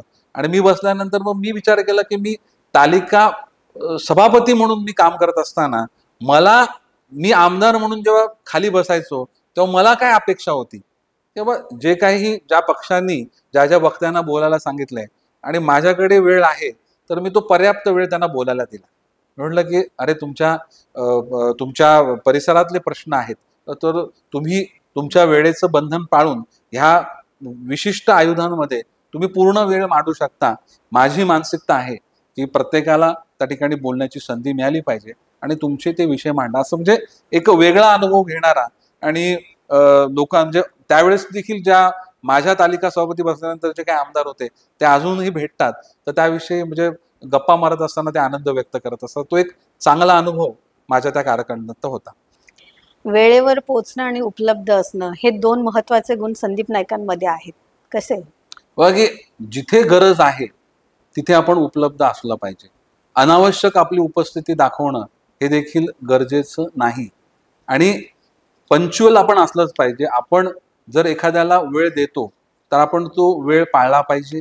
आपल्याला कोणीतरी बोलवतं तर त्याच्या वेळेचा आपण आदर केला पाहिजे. आपल्याला भेटण्याकरता, कार्यक्रमामध्ये आपल्या ऐकण्याकरता, आपल्याला कार्यक्रमामध्ये प्रमुख पाहुणे म्हणून बोलवलंय तर त्यांचा वेळ वाया जाऊ नये याची काळजी आपण घेतली पाहिजे. आणि ती माझी सवय राहिलेली आणि ती सवय नक्कीच मला आदरणीय गणेशजी नाईक साहेबांकडून मिळालेली आहे. त्यांचं असं म्हणणं आहे की माणूस पैसे कमवू शकतो, नाव कमवू शकतो, पण वेळ कमवू शकत नाही. जर तुम्ही कोणत्या गोष्टीला सगळ्यात जास्त किंमत दिली पाहिजे तर ती वेळेला दिली पाहिजे. त्या वेळेला जर तुम्ही माणसाला उपयोगी नाही पडलो तर ती वेळ गेल्यानंतर त्याच्याकडे जाऊन त्याचा उपयोग नाही. आणि वेळ ही सगळ्यात पेक्षा मूल्यवान आहे. आपण काहीही कमवू शकतो पण गेलेली वेळ हे आपण कमवू शकत नाही. त्यामुळे तुमचं पॅशन आहे, तुमची जबाबदारी आहे किंवा समाजाच्या तुमच्याकडे ज्या अपेक्षा आहेत त्या पूर्ण करण्याकरता तुम्हाला वेळ हा दिलाच पाहिजे. आणि वेळ हा देखील त्या आवश्यक असलेल्या कालखंडातच दिला पाहिजे. त्यामुळे ह्या अनुशासित कामाकरता एक एक कर्मयोगी म्हणून मी आदरणीय गणेशजी नाईक साहेबांकडे नेहमीच आदरपूर्वक बघेन. काहीही वेळ असो परंतु संकट समयी आदरणीय गणेशजी नाईक हे कोणताही सर्वसामान्य व्यक्ती असो, मग तो सफाई कामगार असो, एखादा सर्वसामान्य कार्यकर्ता असो, त्याच्याकडे ते वेळेवर जाणारच. आणि त्यांच्या त्या ऊर्जेला आणि त्या क्षमतेला तोड नाही. म्हणजे माझ्यासारख्या तरुणांनी शिकावं असं खूप काही आदरणीय गणेशजी नाईक साहेबांकडे. त्यांनी अनेकांना घडवलेले आणि मग त्यांच्यावर पलटलेले असे अनेक लोक आहेत. परंतु त्यांनी काही चांगल्या माणसांचं निर्मिती करायचं काम कधी थांबवलेलं नाही. त्यामुळे त्यांचे त्या ठिकाणी म्हणजे विचार किंवा त्यांची एखाद्याला क्षमा करण्याची धारणा, म्हणजे एखाद्या व्यक्तीच्या प्रती किती त्याने आपल्यावर चुकीच्या पद्धतीने वागला, कितीतरी पद्धतीनं आपल्याला त्यांनी टार्गेट करण्याचा प्रयत्न केला, तरी पण त्या माणसाचं चांगलंच हो, त्या माणसाचं अहित हो, अशा प्रकारची भावना कधी त्यांनी त्यांच्या मनामध्ये कधीही व्यक्त केली नाही. फक्त जो अविचार आहे त्या अविचारी विचाराच्या विरुद्ध आपण उभं राहायला पाहिजे. जो रावण विचार आहे, जो अहंकार आहे, तो तोडायला तुम्ही गेलंच पाहिजे. कारण जिथे जिथे अन्याय आहे तिथे तिथे आपण असलं पाहिजे. जिकडे जिकडे अहंकार आहे त्या अहंकार तोडण्याचं काम आपण केलं पाहिजे. समाजाला न्याय देण्याची भूमिका आपण ठेवली पाहिजे. गरजवंतांपर्यंत आपण पोहोचलं पाहिजे. ही भूमिका ही त्यांनी नेहमीच व्यक्त केलेली आहे. त्यामुळे एक त्यांच्या जीवनामधल्या पूर्ण प्रवासामधला एक ज्यांचं अनुकरण करावं, ज्यांच्या चांगल्या कार्याच्या पासून आपण प्रेरणा घ्यावी, असं व्यक्तिमत्व हे आम्हा सर्व कार्यकर्त्यांना लाभलंय. हे खरोखर आमचं भाग्य आहे. सर, तुमची राजकीय बाजू तर सर्वांनीच पाहिलेली आहे, पण मात्र शैक्षणिक क्षेत्रात तुम्ही केलेलं काम, सराव परीक्षेचं आयोजन, विद्यार्थ्यांसाठी राबवणारे विविध उपक्रम हे जर आपण पाहिलं तर विद्यार्थी हे नॉन वोट बँक आहेत. तरी सुद्धा आपण या फील्डसाठी का काम जेव्हा करता? मी तुम्हाला एकदम प्रामाणिकपणे सांगतो की निवडून येण्याकरता काही करावं अशा दृष्टीनं आम्ही कधी कामच केलेलं नाही. मी देखील तसं काम केलेलं नाहीये. नाही ती आमच्या आदरणीय गणेशजी नाईक साहेबांनी दिलेली मला कार्यपद्धत आहे. जे काम कराल ते आनंदानं करा, मन भरून करा आणि त्या माध्यमातून समाजाची सेवा घडली पाहिजे.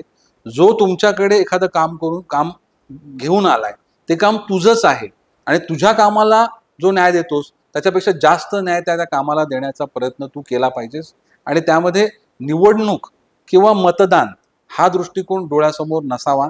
जर निवडणुका आणि फक्त काही पद मिळवणं हाच जर दृष्टिकोन नाईक साहेबांच्या संस्कारात असता तर आमची जी काही ठिकाणी आमची हानी झाली ती हानी झाली नसती. परंतु ह्या गोष्टीचा विचार हा नाईक साहेबांनी आम्हाला कधी सांगितलेलाच नाहीये. त्यामुळे जे काही काम कराल ते तुम्ही जनतेच्यासाठी करा आणि ते सातत्यपूर्ण करा. त्यामुळे आमचं कुठलंही काम त्याची मार्केटिंग झालेलं तुम्हाला दिसणार नाही किंवा त्याचं क्रेडिट घेतलेलं दिसणार नाही. परंतु जर एखाद्या गोष्टीचं नसणं जेव्हा असतं तेव्हा त्याची किंमत कळत असते. परंतु हा समाजसेवेचा जो वसा आहे किंवा हे सामाजिक काम हे सातत्यानं पुढे नेण्याचं काम आम्ही प्रत्येक वर्षाच्या प्रत्येक टप्प्यामध्ये केलंय. ते महिने ठरलेले असतात. त्या महिन्यामध्ये वृक्ष लागवड होतेच, वृक्ष संवर्धन होतं, या नवी मुंबई शहरामध्ये स्वच्छतेचे सगळ्यात जास्त कार्यक्रम आणि त्यामध्ये माझा स्वतःचा सहभाग हा आपण आवर्जून हा आपण जर मागावा घेतला तर हिस्ट्री काढली तर आपल्याला तो बघायला मिळेल. सराव परीक्षा विद्यार्थ्यांच्या कलागुणांना वाव देण्याकरता, त्यांना सन्मानित करण्याकरता विविध कार्यक्रम हे सातत्याने आयोजित केले जातात. स्पर्धा, कुठल्या खेळाच्या स्पर्धांचं आयोजन नाही केलं, सर्व स्पर्धांच्या खेळाचं आयोजन हे करण्याचा प्रयत्न आपला केला आहे. कारण या शहरामध्ये कोणीही खेळाडू हा ज्या क्रीडा प्रकारामध्ये त्याला खेळायचं आहे, ज्या क्षेत्रामध्ये जाण्याकरता त्याला आत्मविश्वास द्यायचा आहे, त्या गोष्टी आपल्या शहरामध्ये उपलब्ध असल्या पाहिजेत. जर समाजानं तुमच्यावर विश्वास व्यक्त केला आहे, जर तुमच्याकडे सामर्थ्य आहे, तर ते सामर्थ्य स्वतःच्या विकासाकरता किंवा उन्नती करता नाही, ते समाजाच्या विकासाच्या आणि उन्नती करता तुम्ही वापरलं पाहिजे. तर त्याला मिळणारेलं जे जनतेचं प्रेम किंवा जनतेचा त्याला पाठिंबा हा एक वेगळ्या पद्धतीचा असतो. पर्यावरणाच्या बाबतीत तुम्ही एवढे संवेदनशील का आहात आणि तुम्हाला आज सर्वजण पर्यावरण वॉरियर म्हणून का संबोधतायत? नाही बघा की पर्यावरण विषय हा माझा नेहमीच एक अभ्यासाचा विषय राहिलेला आहे, रिसर्चचा विषय राहिलेला आहे आणि त्या माध्यमातून नवीन नवीन प्रयोग करण्याचा प्रयत्न हा मी नेहमीच केलेला आहे. म्हणजे मी वृक्ष लागवड करत असताना मला खूप म्हणजे आलोचना देखील सहन करावी लागल्या, तुम्ही नुसती झाडं लावता. म्हटलं की झाडं लावणं याच्यामध्ये काही वाईट नाही आहे. जर मी माझ्या सहकारी किंवा पर्यावरण प्रेमी यांना सोबत घेऊन जर मी एखाद्या ठिकाणी झाडं लावत असेल तर ह्याचा फायदा शहरालाच होणार आहे. आणि ह्या माध्यमातून अनेक लोकांनी खूप चांगली कामं उभी केलेली आहेत. मी वारंवार या गोष्टीचा उल्लेख करतो की एका झोपडपट्टी सारख्या परिसरामध्ये सुधाकर सोनवणेंना मी त्यांनी एक वृक्ष लागवडीचा कार्यक्रम घेतला आणि माझ्या ग्रीन हुक या संस्थेच्या माध्यमातून त्यांना मी एक पारितोषिक दिलं. ते पारितोषिक मिळाल्यानंतर ते का दिलं ते दिलं मी त्यांना, कारण झोपडपट्टीमध्ये कोणी वृक्ष लागवड करतोय मला ते विशेष वाटलं. पण त्या व्यक्तीनं त्याच पैशामधून, त्या बक्षिसाच्या रकमेमधून 25,000 झाडं लावली आणि ते देखील डोंगर माथ्यावर, की ज्या डोंगर माथ्यावर तो अबेंडंट आहे, तिथे म्हणजे इन्क्रोचमेंट होऊ शकते, त्या परिसरामध्ये पाण्याचं दुर्भिक्ष आहे आणि अशा ठिकाणी वर्षभर स्वतः म्हणजे त्यांच्या सहकाऱ्यांच्या समवेत त्या झाडांना पाणी दिलं. आता जर आपण तिकडे बघायला गेले तर एक हजारोंच्या संख्येनं म्हणजे 25-25, 30-30 फुटाची झाडं आपल्याला तिकडे बघायला मिळतात. ती झाडांना पाणी सातत्यानं दिलं पाहिजे म्हणून त्यांनी त्या खदानीमध्ये सोलार युनिट त्या ठिकाणी लावलं. ते सोलार पंपनी ते पाणी वरती खेचलं जातं आणि त्या झाडांना पाणी दिलं. असे अनेक असे अभिनव प्रयोग त्या कालखंडात झाले. मँग्रोव प्लांटेशन हे देखील कोणी केलं नव्हतं. ते मँग्रोव प्लांटेशन देखील विविध स्पिसीजचं त्यावेळेस आम्ही करण्याचा प्रयत्न केला. ज्या विभागामध्ये जी झाडं लावायला पाहिजेत, किंवा डोंगर भागामध्ये कुठली झाडं लावावी, कोस्टल भागामध्ये कुठली झाडं लावावी, इंडस्ट्रीयल भागामध्ये पोल्युशन होतं, पोल्युशन कमी करण्याकरता कोणती झाडं लावावी, सोसायट्यांमध्ये कोणती झाडं लावावी, रस्त्यावर कुठली झाडं लावावी, अशा प्रकारचा विविध विषयांचा तज्ज्ञ मंडळीशी अभ्यास करून प्रत्येक वर्षी काही ना काहीतरी शिकत, नव्यानं काहीतरी त्याच्यामध्ये भर पाडत आम्ही विविध काम करण्याचा प्रयत्न हा पर्यावरण क्षेत्रामध्ये केला. ज्यावेळेस प्रदूषणाची प्रमाणं वाढली तेव्हा स्वतः जाऊन MPCB ऑफिसर्सना रात्री त्या परिस्थितीचे चित्रीकरण करून किंवा त्यावेळेस त्यांना बोलून ती परिस्थिती त्यांच्या निदर्शनात आणून देऊन ही तीव्रता कशी कमी करता येईल, धोरणामध्ये आपल्याला कसे बदल करता येतील, कोणत्या प्रकारचे मेजर्स या इंडस्ट्रीने त्या कालखंडात त्यावेळेस घेतल्या पाहिजेत, असे अनेक विषय मांडण्याचा प्रयत्न आम्ही केला. आणि अनेक वेगवेगळे NGOs म्हणजे मँग्रोव मार्शल ह्या देखील NGOsचा मी उल्लेख करेन की जे प्रत्येक आठवड्याला ते जाऊन मँग्रोव्ह आणि कोस्टल एरियामध्ये साफसफाईचं काम करतात. आणि ती मुलं पण आहेत, NGOs आहेत, कॉर्पोरेट मधले काही काम करणारे घटक आहेत, अशी सातत्यपूर्ण ही कामं करत असतात. आंतरराष्ट्रीय स्तराचे देखील मोठे NGOs हे देखील माझ्या संपर्कात आलेले आहेत. जागतिक स्तरावर एखादं पाण्याचं प्रदूषण थांबवण्याकरता किंवा हवेचं प्रदूषण थांबवण्याकरता, साऊंड पोल्युशन थांबवण्याकरता काय केलं जातं याच्यावर जागतिक दर्जावर देखील या प्लॅटफॉर्ममुळे चर्चा करणं, त्यांना समजणं, त्यांच्या तंत्रज्ञानाचं आपण आपल्या शहरामध्ये आणण्याचा प्रयत्न किंवा ती माहिती आपल्या त्या अधिकाऱ्यांपर्यंत पोहोचणं. मियावाकी म्हणून जे अर्बन फॉरेस्ट म्हणून कॉन्सेप्ट आहे तो मी स्वतः जाऊन बघितलं. मी आलेल्या सगळ्या आयुक्तांना विनंती केली की बाबा ही तंत्रज्ञान आपण आपल्या शहरामध्ये वापरलं पाहिजे. मी वनमंत्र्यांना देखील त्या पद्धतीचे पत्र दिले, अनेक आमदारांना देखील मी पत्र दिले की बाबा ही कॉन्सेप्ट आहे, ह्या प्रकारचं अर्बन फॉरेस्ट आपण बनवू शकतो, याच्यामध्ये सुसंगत असा प्रयोग आपण करू शकतो. त्यामुळे ही एक चळवळ आहे, हे इव्हेंट नाही आहे, ही चळवळ आहे आणि ही निरंतर सुरू राहते. तुम्ही प्रत्येक वेळेस जगामध्ये काय चांगलं झालं त्याच्यामधून तुम्ही काहीतरी शिकता आणि त्याच्यामुळे तुम्ही त्याच्यामध्ये वाढ करून तोच प्रयोग आपल्याकडे आणत असताना अजून आपलं पर्यावरण चांगलं राहण्याकरता एक सामाजिक चळवळ पुढे ठेवत आपण ती इन्व्हेस्टमेंट आपल्या भविष्याकरता करत असतो. कारण आपल्या आपल्या पूर्वजांना आपल्याला दिलंय ते सांभाळताना आपल्या भविष्याला देखील आपण देण्याचं एक कर्तव्य भावना, एक आपली जबाबदारी आहे आणि ती जबाबदारी आपण पार पाडली पाहिजे आणि त्या कार्यामध्ये मिळालेला आनंद देखील खूप चांगला असतो. जो या बाबतीत संवेदनशील असतो तो माणसांच्या बाबतीत किती संवेदनशील असू शकतो याची देखील प्रचिती तुमच्या माध्यमातून होती. बघा ही म्हणजे आपण एखाद्या प्रति व्यक्त केलेली भावना त्या माध्यमातून त्या माणसाला त्याविषयी काय वाटलं हा विचार देखील आपण केला पाहिजे. जर आपल्याला एखाद्या गोष्टीचं दुःख होतं तर समोरच्याला देखील ते दुःख होऊ शकतं. आपण सर्वपूर्ण नाही होत. जीवनाच्या प्रत्येक टप्प्यामध्ये काही ना काहीतरी आपण शिकत असतो. काही अजाणतेपणे चुका देखील आपल्याकडून घडत असतात, परंतु त्या चुका वारंवार न करता त्या चुकांमधून शिकत आपण जर येणाऱ्या कालखंडामध्ये चांगलं जर आपलं वर्तन ठेवलं आणि आपल्या जर कार्यपद्धतीमध्ये जर सकारात्मक बदल केले तर समाज ते मान्य करत असतो आणि त्याला आपल्याला पाठिंबा मिळत असतो. आणि तशाच दृष्टीनं एक सर्व शिकत आणि सर्वांचा सन्मान करत आपलं वैयक्तिक आणि सामाजिक आणि राजकीय जीवन हे पुढे जाण्याचं उद्दिष्ट हे मी माझ्या डोळ्यासमोर ठेवलं. तुम्ही एक क्रीडापटू आहात, त्याच्यामुळे क्रीडा क्षेत्राविषयी देखील विशेष तुमचं प्रेम आहे. नवोदित खेळाडूंसाठी आमदार चषक असो, कबड्डी खो खोच्या स्पर्धा असो. खेळानी आणि खेळाडूंनी आणि क्रिकेटनं मला खूप प्रेम दिलंय. म्हणजे नव्या मुंबईमध्ये कोणतीही स्पर्धा असो, मग ती ग्रामस्थांची असो, शहरवासियांची असो, कुठल्या जिल्ह्याची असो किंवा कुठल्या प्रांताची असो, आवर्जून मला आमंत्रण असतं. त्यांना आपल्यामधलाच कोणी घटक आहे, खेळाडू आहे, आपल्याला प्रोत्साहित करतोय. त्यामुळे मला अनेक आमंत्रणं येत असतात आणि मी त्यांच्या कार्यक्रमाला जाण्याचा प्रयत्न करत असतो.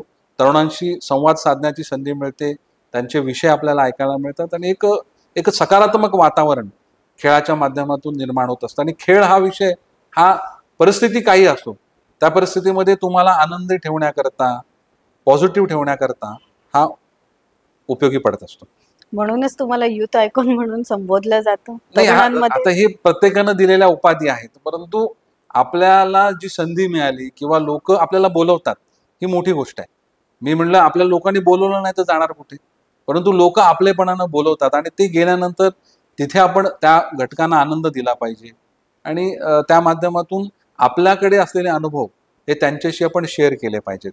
आपण एखाद्या गोष्टीमध्ये जर अडचणीमध्ये अडकलो, परंतु तो जो युथ हा त्या गोष्टीमध्ये अडकू नये किंवा त्यांनी त्याचं जीवन सुखर करण्याकरता, आनंदमय जगण्याकरता जे काही संदेश त्यांना देण्याची गरज आहे, जो संवाद त्यांच्याशी साधण्याची गरज आहे, तो मी मनमोकळेपणानं त्यांच्याशी साधत असतो. क्रीडा क्षेत्रामध्ये पण खूप टॅलेंट आहे, पण त्यांना कुठेतरी व्यासपीठ मिळत नाही किंवा ओव्हरऑल डेव्हलपमेंटसाठी त्यांना एक चान्स दिला जात नाही. तर तुमची काही प्राथमिकता आहे? नाही, नक्की. बघा की आपल्या शहरामध्ये क्रीडेकरता एक पर्याप्त असं इन्फ्रास्ट्रक्चर तयार झालं पाहिजे, चांगल्या अकॅडमीज तयार झाल्या पाहिजेत, चांगले प्रशिक्षक झाले पाहिजेत.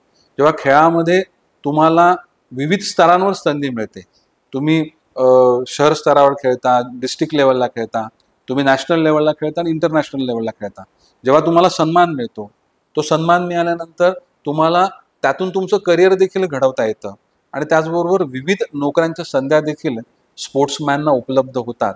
त्यावेळेस मुलांचा इंटरेस्ट किंवा पॅरेंट्सचा मुलांना स्पोर्ट्समध्ये पाठवण्याचा इंटरेस्ट फक्त स्पोर्ट्स नाही, कला क्षेत्र असेल, अजून अनेक क्षेत्र आहेत की ते शिक्षणापेक्षा वेगळे आहेत, परंतु त्यामध्ये मुलांचं पॅशन असेल, त्याच्यामध्ये जर प्रतिभा असेल आणि त्याच्या माध्यमातून ते स्वतःचं करिअर घडू शकत असतील तर त्यांना प्रोत्साहित केलं पाहिजे. अशा प्रत्येक गोष्टीचं प्लॅटफॉर्म आपल्या सगळ्या शहर स्तरावर निर्माण होणं हे गरजेचं आहे आणि ते करण्याकरता आपण प्रयत्न करत असतो. जॉब फेअरचं आयोजन देखील तुमच्या माध्यमातून नवी मुंबईत झाले. प्रत्येक वर्ष असो, मी जॉब फेअर हा संपूर्ण नवी मुंबई स्तरावर आयोजित केलाय. कधी मी तो बेलापूरला केलाय, कधी वाशीला केलाय, कधी सानपाड्याला केलाय, कधी ऐरोलीला केलाय, कधी कोपरखैरण्यात केलाय. असं प्रत्येक वर्षी तरुणांना जॉब मिळण्याकरता इंडस्ट्रीमध्ये कोणत्या प्रकारचे जॉब उपलब्ध आहेत, कोणत्या संधी उपलब्ध आहेत त्याच्याबद्दलचं त्यांना मार्गदर्शन आणि इंडस्ट्री आणि जे ह्युमन रिसोर्स यांना एकत्रित आणण्याचं काम मी प्रत्येक वर्षी करत असतो. थोडेफार बदल त्याच्यामध्ये होत असतात, त्याच्यामध्ये स्टार्टअप किंवा महिलांकरता रोजगार, अशा अनेक गोष्टी ह्यामध्ये मी जोडण्याचा प्रत्येक वर्षी प्रयत्न करत असतो. आणि प्रत्येक वर्षी मला आयोजित केलेले कार्यक्रम त्याच्यामध्ये यश मिळत असतं. कधी तर नवी मुंबईच्या बाहेर देखील, म्हणजे शहापूर येथे काही जणांनी मला विनंती केली की साहेब, इथे खूप मोठ्या प्रमाणामध्ये इकडे वेअर हाऊसेस आहेत, पण त्या प्रमाणामध्ये इकडे जॉब्स नाही आहेत. तर मी असंच जॉब फेअर तिकडे आयोजित केला.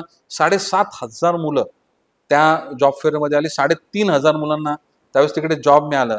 आणि त्या गावातली मुलं आम्हाला सांगत होती की पूर्वी आमच्या गावामध्ये बस पण यायच्या त्या वेळेवर येत नव्हत्या, परंतु आता मुलांना नोकरीला घेऊन जाण्याकरता आमच्या गावामध्ये 25-25-30 बस येतात. आणि जी सुरुवात झाली ती थांबलीच नाही. मुलांची शैक्षणिक पात्रता, आणि मग इंडस्ट्रीला देखील माहीत पडलं की इथे चांगला ह्युमन रिसोर्स आहे जो आपल्या आजूबाजूला राहतो. त्यामुळे काम करताना क्षेत्र हा मर्यादा ठेवली नाहीये. त्यामध्ये आपल्या माध्यमातून जर मदत होते, जर समाजामध्ये जर चांगल्या गोष्टी घडू शकतात, तर ते आपण काम केलं पाहिजे, हीच गोष्ट मनामध्ये नेहमी ठेवली. इन्कम सोर्स खूप महत्त्वाचा असतो, कारण त्याची फॅमिली त्याच्यावर अवलंबून असते, आणि त्याच फील्डमध्ये काम करणं कसं वाटतं? बघ की जेव्हा ग्रॅज्युएशन झालं, मग पहिला माझ्या आई वडिलांनी माझ्या पूर्ण माझ्या शिक्षणावर खर्च केला आहे, आणि मला देखील आता स्वावलंबी बनायचं आहे. तर काही ना काहीतरी माझी सुरुवात व्हावी, अशा प्रकारची इच्छा प्रत्येक मुलाची असते. आणि तेव्हा इन्स्टंट त्याला अनुभव घेण्याकरता जर जो जॉब मिळाला तर त्याची ती सुरुवात होते. नंतर मग त्याच्यामध्ये तो स्वतःच्या अनुभवानंतर मग जॉब त्याला शोधत येतो. ज्याच्याकडे एक्सपिरियन्स आहे, जो प्रतिभावान आहे, त्याला जॉब तर मिळतातच. आणि ज्याला काम करायचं आहे, मेहनत करायची आहे, त्याच्याकरता जॉबची कमतरता नाही. या कोविडमध्ये अनेकांचे जॉब गेले असं म्हणलं गेलं, परंतु कोविडमध्ये अनेक जॉबच्या संधी देखील उपलब्ध झाल्या, आणि त्या देखील मिळवण्याचा प्रयत्न हा तरुणांनी या कालखंडात केलाय. ही जनरेशन ही हुशार आहे. हे स्वतःचं मत व्यक्त करतात. समाजात चांगलं काय, वाईट काय हे त्यांना कळतं. आणि त्यामुळे ही जनरेशन ही आपलं करिअर वेगळ्या पद्धतीनं घडवण्याचा प्रयत्न हा करतो.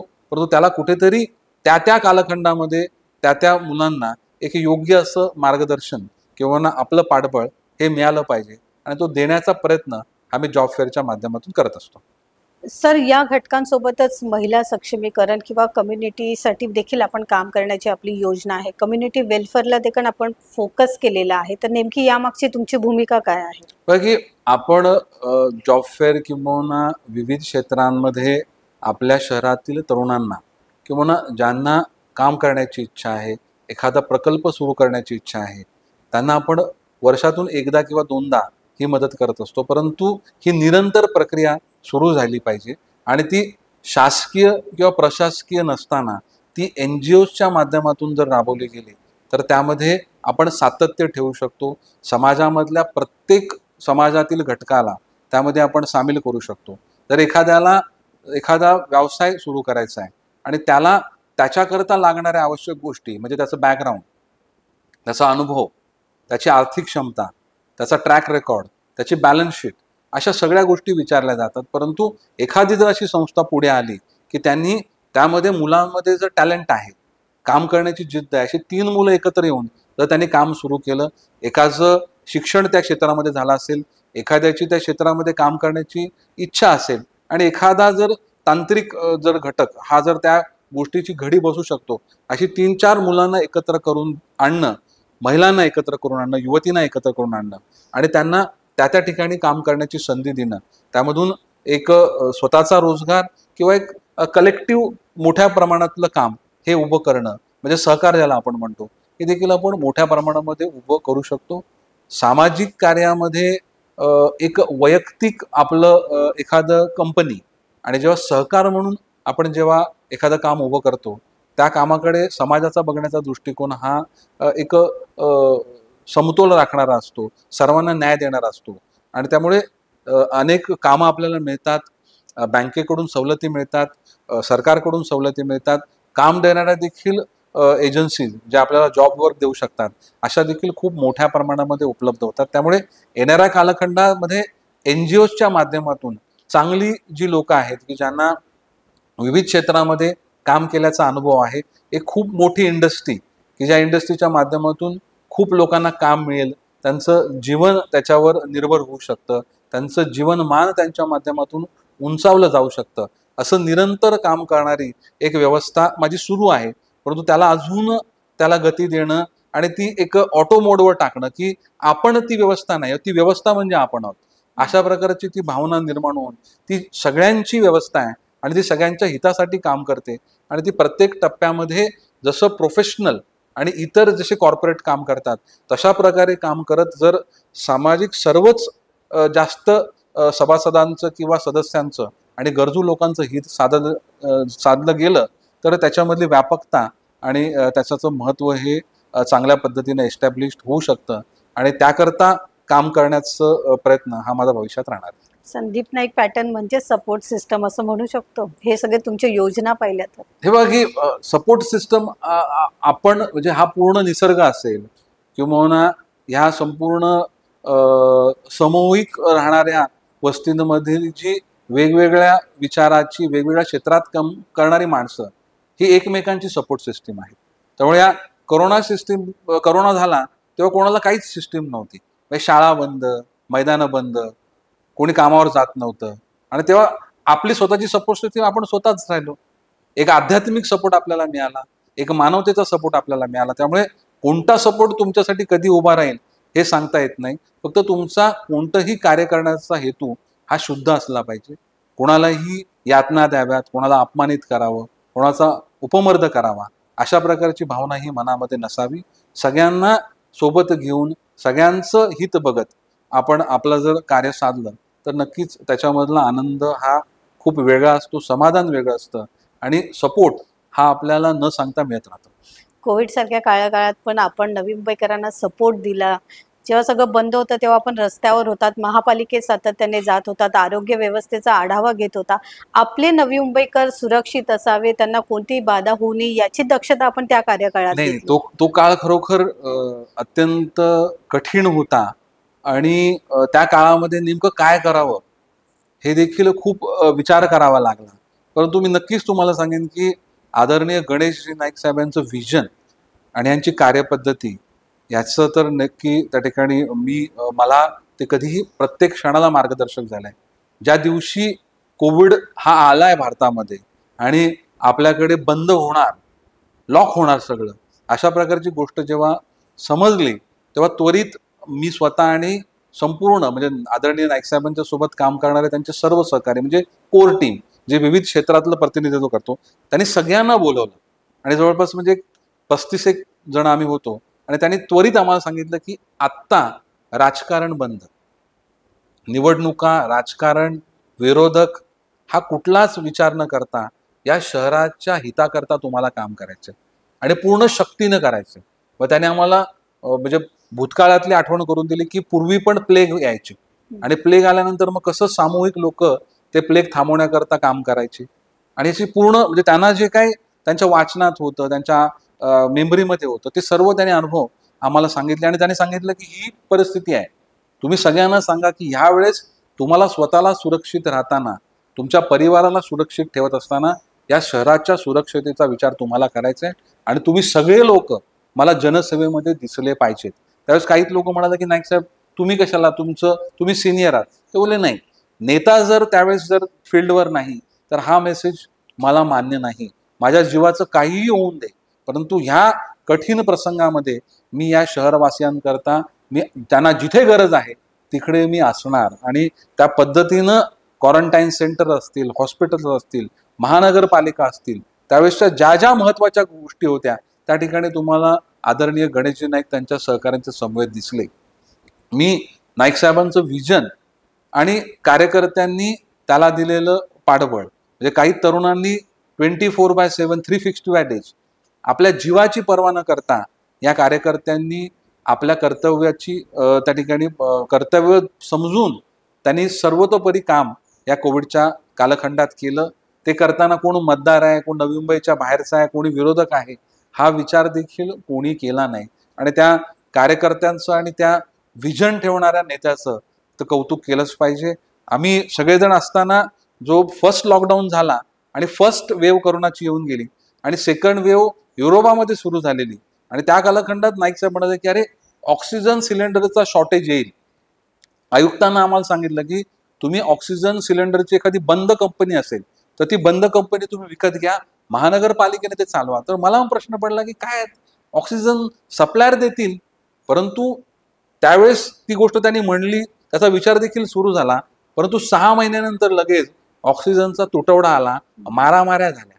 इतर राज्यामधून, इतर शहरांमधून ऑक्सिजन सिलेंडर मागण्याकरता लोक आली. परंतु एक दूरदृष्टिकोन असलेला नेता कसा असतो, त्याचा विचार करण्याची क्षमता कशी आहे, ही त्या नक्कीच त्या माझ्या संवादामुळे की त्या अनुभवामुळे मला जाणवली की आदरणीय गणेशजी नाईक साहेब एका शहराचं विजन, त्यांच्या आयुष्यामधल्या वेगवेगळ्या पिढींसोबत त्यांनी केलेलं काम, प्रत्येकाला दिलेला सन्मान, जीवनामधले चढ उतार, हे सगळं बघत असताना या शहराच्या आणि संपूर्ण समाजाच्या हिताकरता आणि त्या प्रसंगामध्ये कसं आपण कसं वागावं हे शिकण्याकरता एक एक एक एक म्हणजे एक मोठं एक व्यक्तिमत्व म्हणून नाईक साहेबांकडे सगळे बघत असतात. मी जरी बेलापूर मतदारसंघामध्ये आता लोकांना वाटतं की मी तिकडून म्हणजे उमेदवार म्हणून असावं, मी ती निवडणूक लढावी, आणि ते बघताना ते मला सांगतात की आम्ही म्हणजे मी ज्येष्ठ नागरिकांचा सन्मानाचा कार्यक्रम, आणि मला एक ज्येष्ठ नागरिक मला आवर्जून माझ्याकडे की मी बँकेचा मॅनेजर होतो, आता रिटायर झालो, माझं वय आता 75 आहे, मी सन्मानाकरता आलोच, परंतु मी खास तुम्हाला ऐकायला आलो. मला बघायचं होतं, मी तुमच्या वडिलांना, मी गणेशजी नाईक साहेबांना बोलताना बघितलंय, त्यांच्या बोलण्यामध्ये मी शहराबद्दल त्यांच्या मनामधली जी भावना, या शहराच्या बद्दलची त्यांची आपुलकी मी बघितलेली आहे, आणि मला ते तुमच्यामध्ये बघायचं होतं. आणि मी तुमच्याकडे बघत असताना तुम्हाला म्हणजे तुमच्यामध्ये त्यांना शोधत असतो. म्हणजे एवढा विचारांचा त्या ठिकाणी म्हणजे एक विचार किंवा त्यांची प्रतिमा किंवा त्यांचं कार्य हे लोकांमध्ये, नागरिकांमध्ये बिंबलेलं आहे. त्यामुळे नक्कीच म्हणजे आम्ही भाग्यवान आहोत, म्हणजे एक मुलगा म्हणून आणि एक कार्यकर्ता म्हणून, किंवा कुठल्या व्यक्तीला आपण एक आपलं एक एक त्याचं व्हिजन म्हणून काम करताना विविध प्रसंगामध्ये आपण कसं वागावं, ह्याच्याकरता नाईक साहेबांसारखं एक दुसरं व्यक्तिमत्व कुठलं असू शकत नाही, आणि मी खूपच भाग्यवान आहे. सर, आपण आता जिथे बसलोय, कोविड काळामध्ये हे सर्व गोडाऊन झालं होतं, धान्यांनी पूर्ण भरलेलं होतं, मास्क होते, सॅनिटायझर होते. त्यावेळेस तुम्हाला मी सांगितलं की नाईक साहेबांनी आम्हाला सांगितलं की पूर्ण शक्तीनं तुम्ही कर्तव्य म्हणून उतरा. इथे काय तुम्ही कोणासाठी काय करतात ही भावना नाही, त्याची पब्लिसिटीही नको, त्याचं कुठेतरी वाच्यता पण नको, परंतु जे काही शक्य आहे या कालखंडात तुम्ही केलं पाहिजे, ते आमचं कर्तव्य होतं. आणि जे शहरानं आपला विश्वास दाखवलाय, जे आज आपल्याला शहरानं प्रेम दिलंय, त्याचं काहीतरी आपण शहराला देणं लागतो, समाजाला देणं लागतो, आणि ते कर्तव्य भाव म्हणून आपण ते केलंच पाहिजे. आणि मी कौतुक करेन जे कार्यकर्ते जे सक्षम नाहीयेत, ज्यांच्या क्षमतेपेक्षा जास्त काम करण्याचा प्रयत्न त्यांनी केला, आपल्या जीवाची देखील काही प्रसंगामध्ये त्यांनी पर्वा केलेली नाही.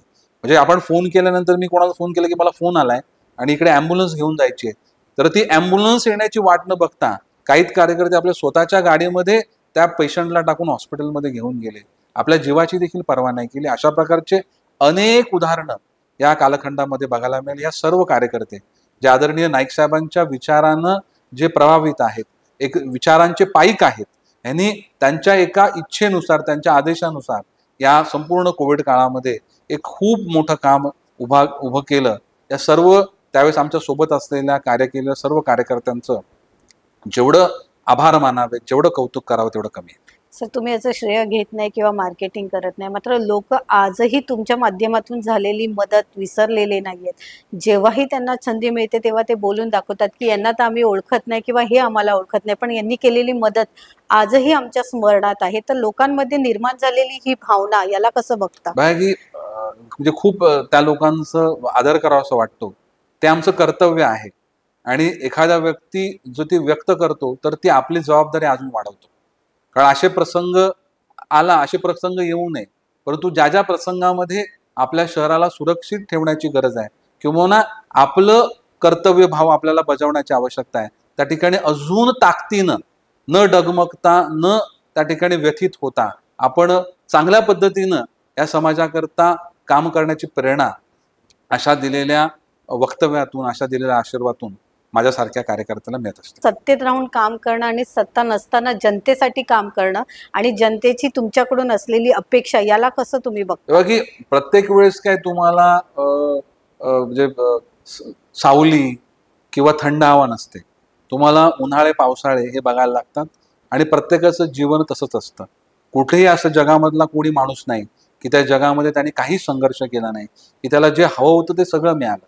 त्यामुळे ह्या जीवनाच्या ह्या संपूर्ण कार्यकाळामध्ये आपल्याला आलेले अनुभव आणि आपल्या जीवनामधलं कर्तव्य हे पुरं करत असताना आपण सगळ्या चांगल्या गोष्टी करण्याचा प्रयत्न हा प्रत्येक पावलामध्ये केला पाहिजे आणि तोच प्रयत्न हा प्रत्येक घटकाचा असला पाहिजे आणि तेच काम करण्याचा प्रयत्न मी करत असतो. तर हे होते संदीप नाईक, ज्यांनी आज उघडपणे सांगितलेलं आहे की बेलापूर विधानसभा मतदारसंघातून पूर्ण ताकदीने ते निवडणुकीसाठी तयार आहेत. फक्त पक्षाने त्यांना ग्रीन सिग्नल द्यावा म्हणजे ते या निवडणुकीसाठी उभे राहतील आणि आपला विजय खेचून आणतील. आपल्यासोबत थेट संवाद साधला, आपल्या प्रत्येक प्रश्नाचं रोखठोक उत्तर दिलं. पुन्हा भेटूया एका नवीन व्यक्तिमत्वासोबत. तोपर्यंत नमस्कार सर, धन्यवाद.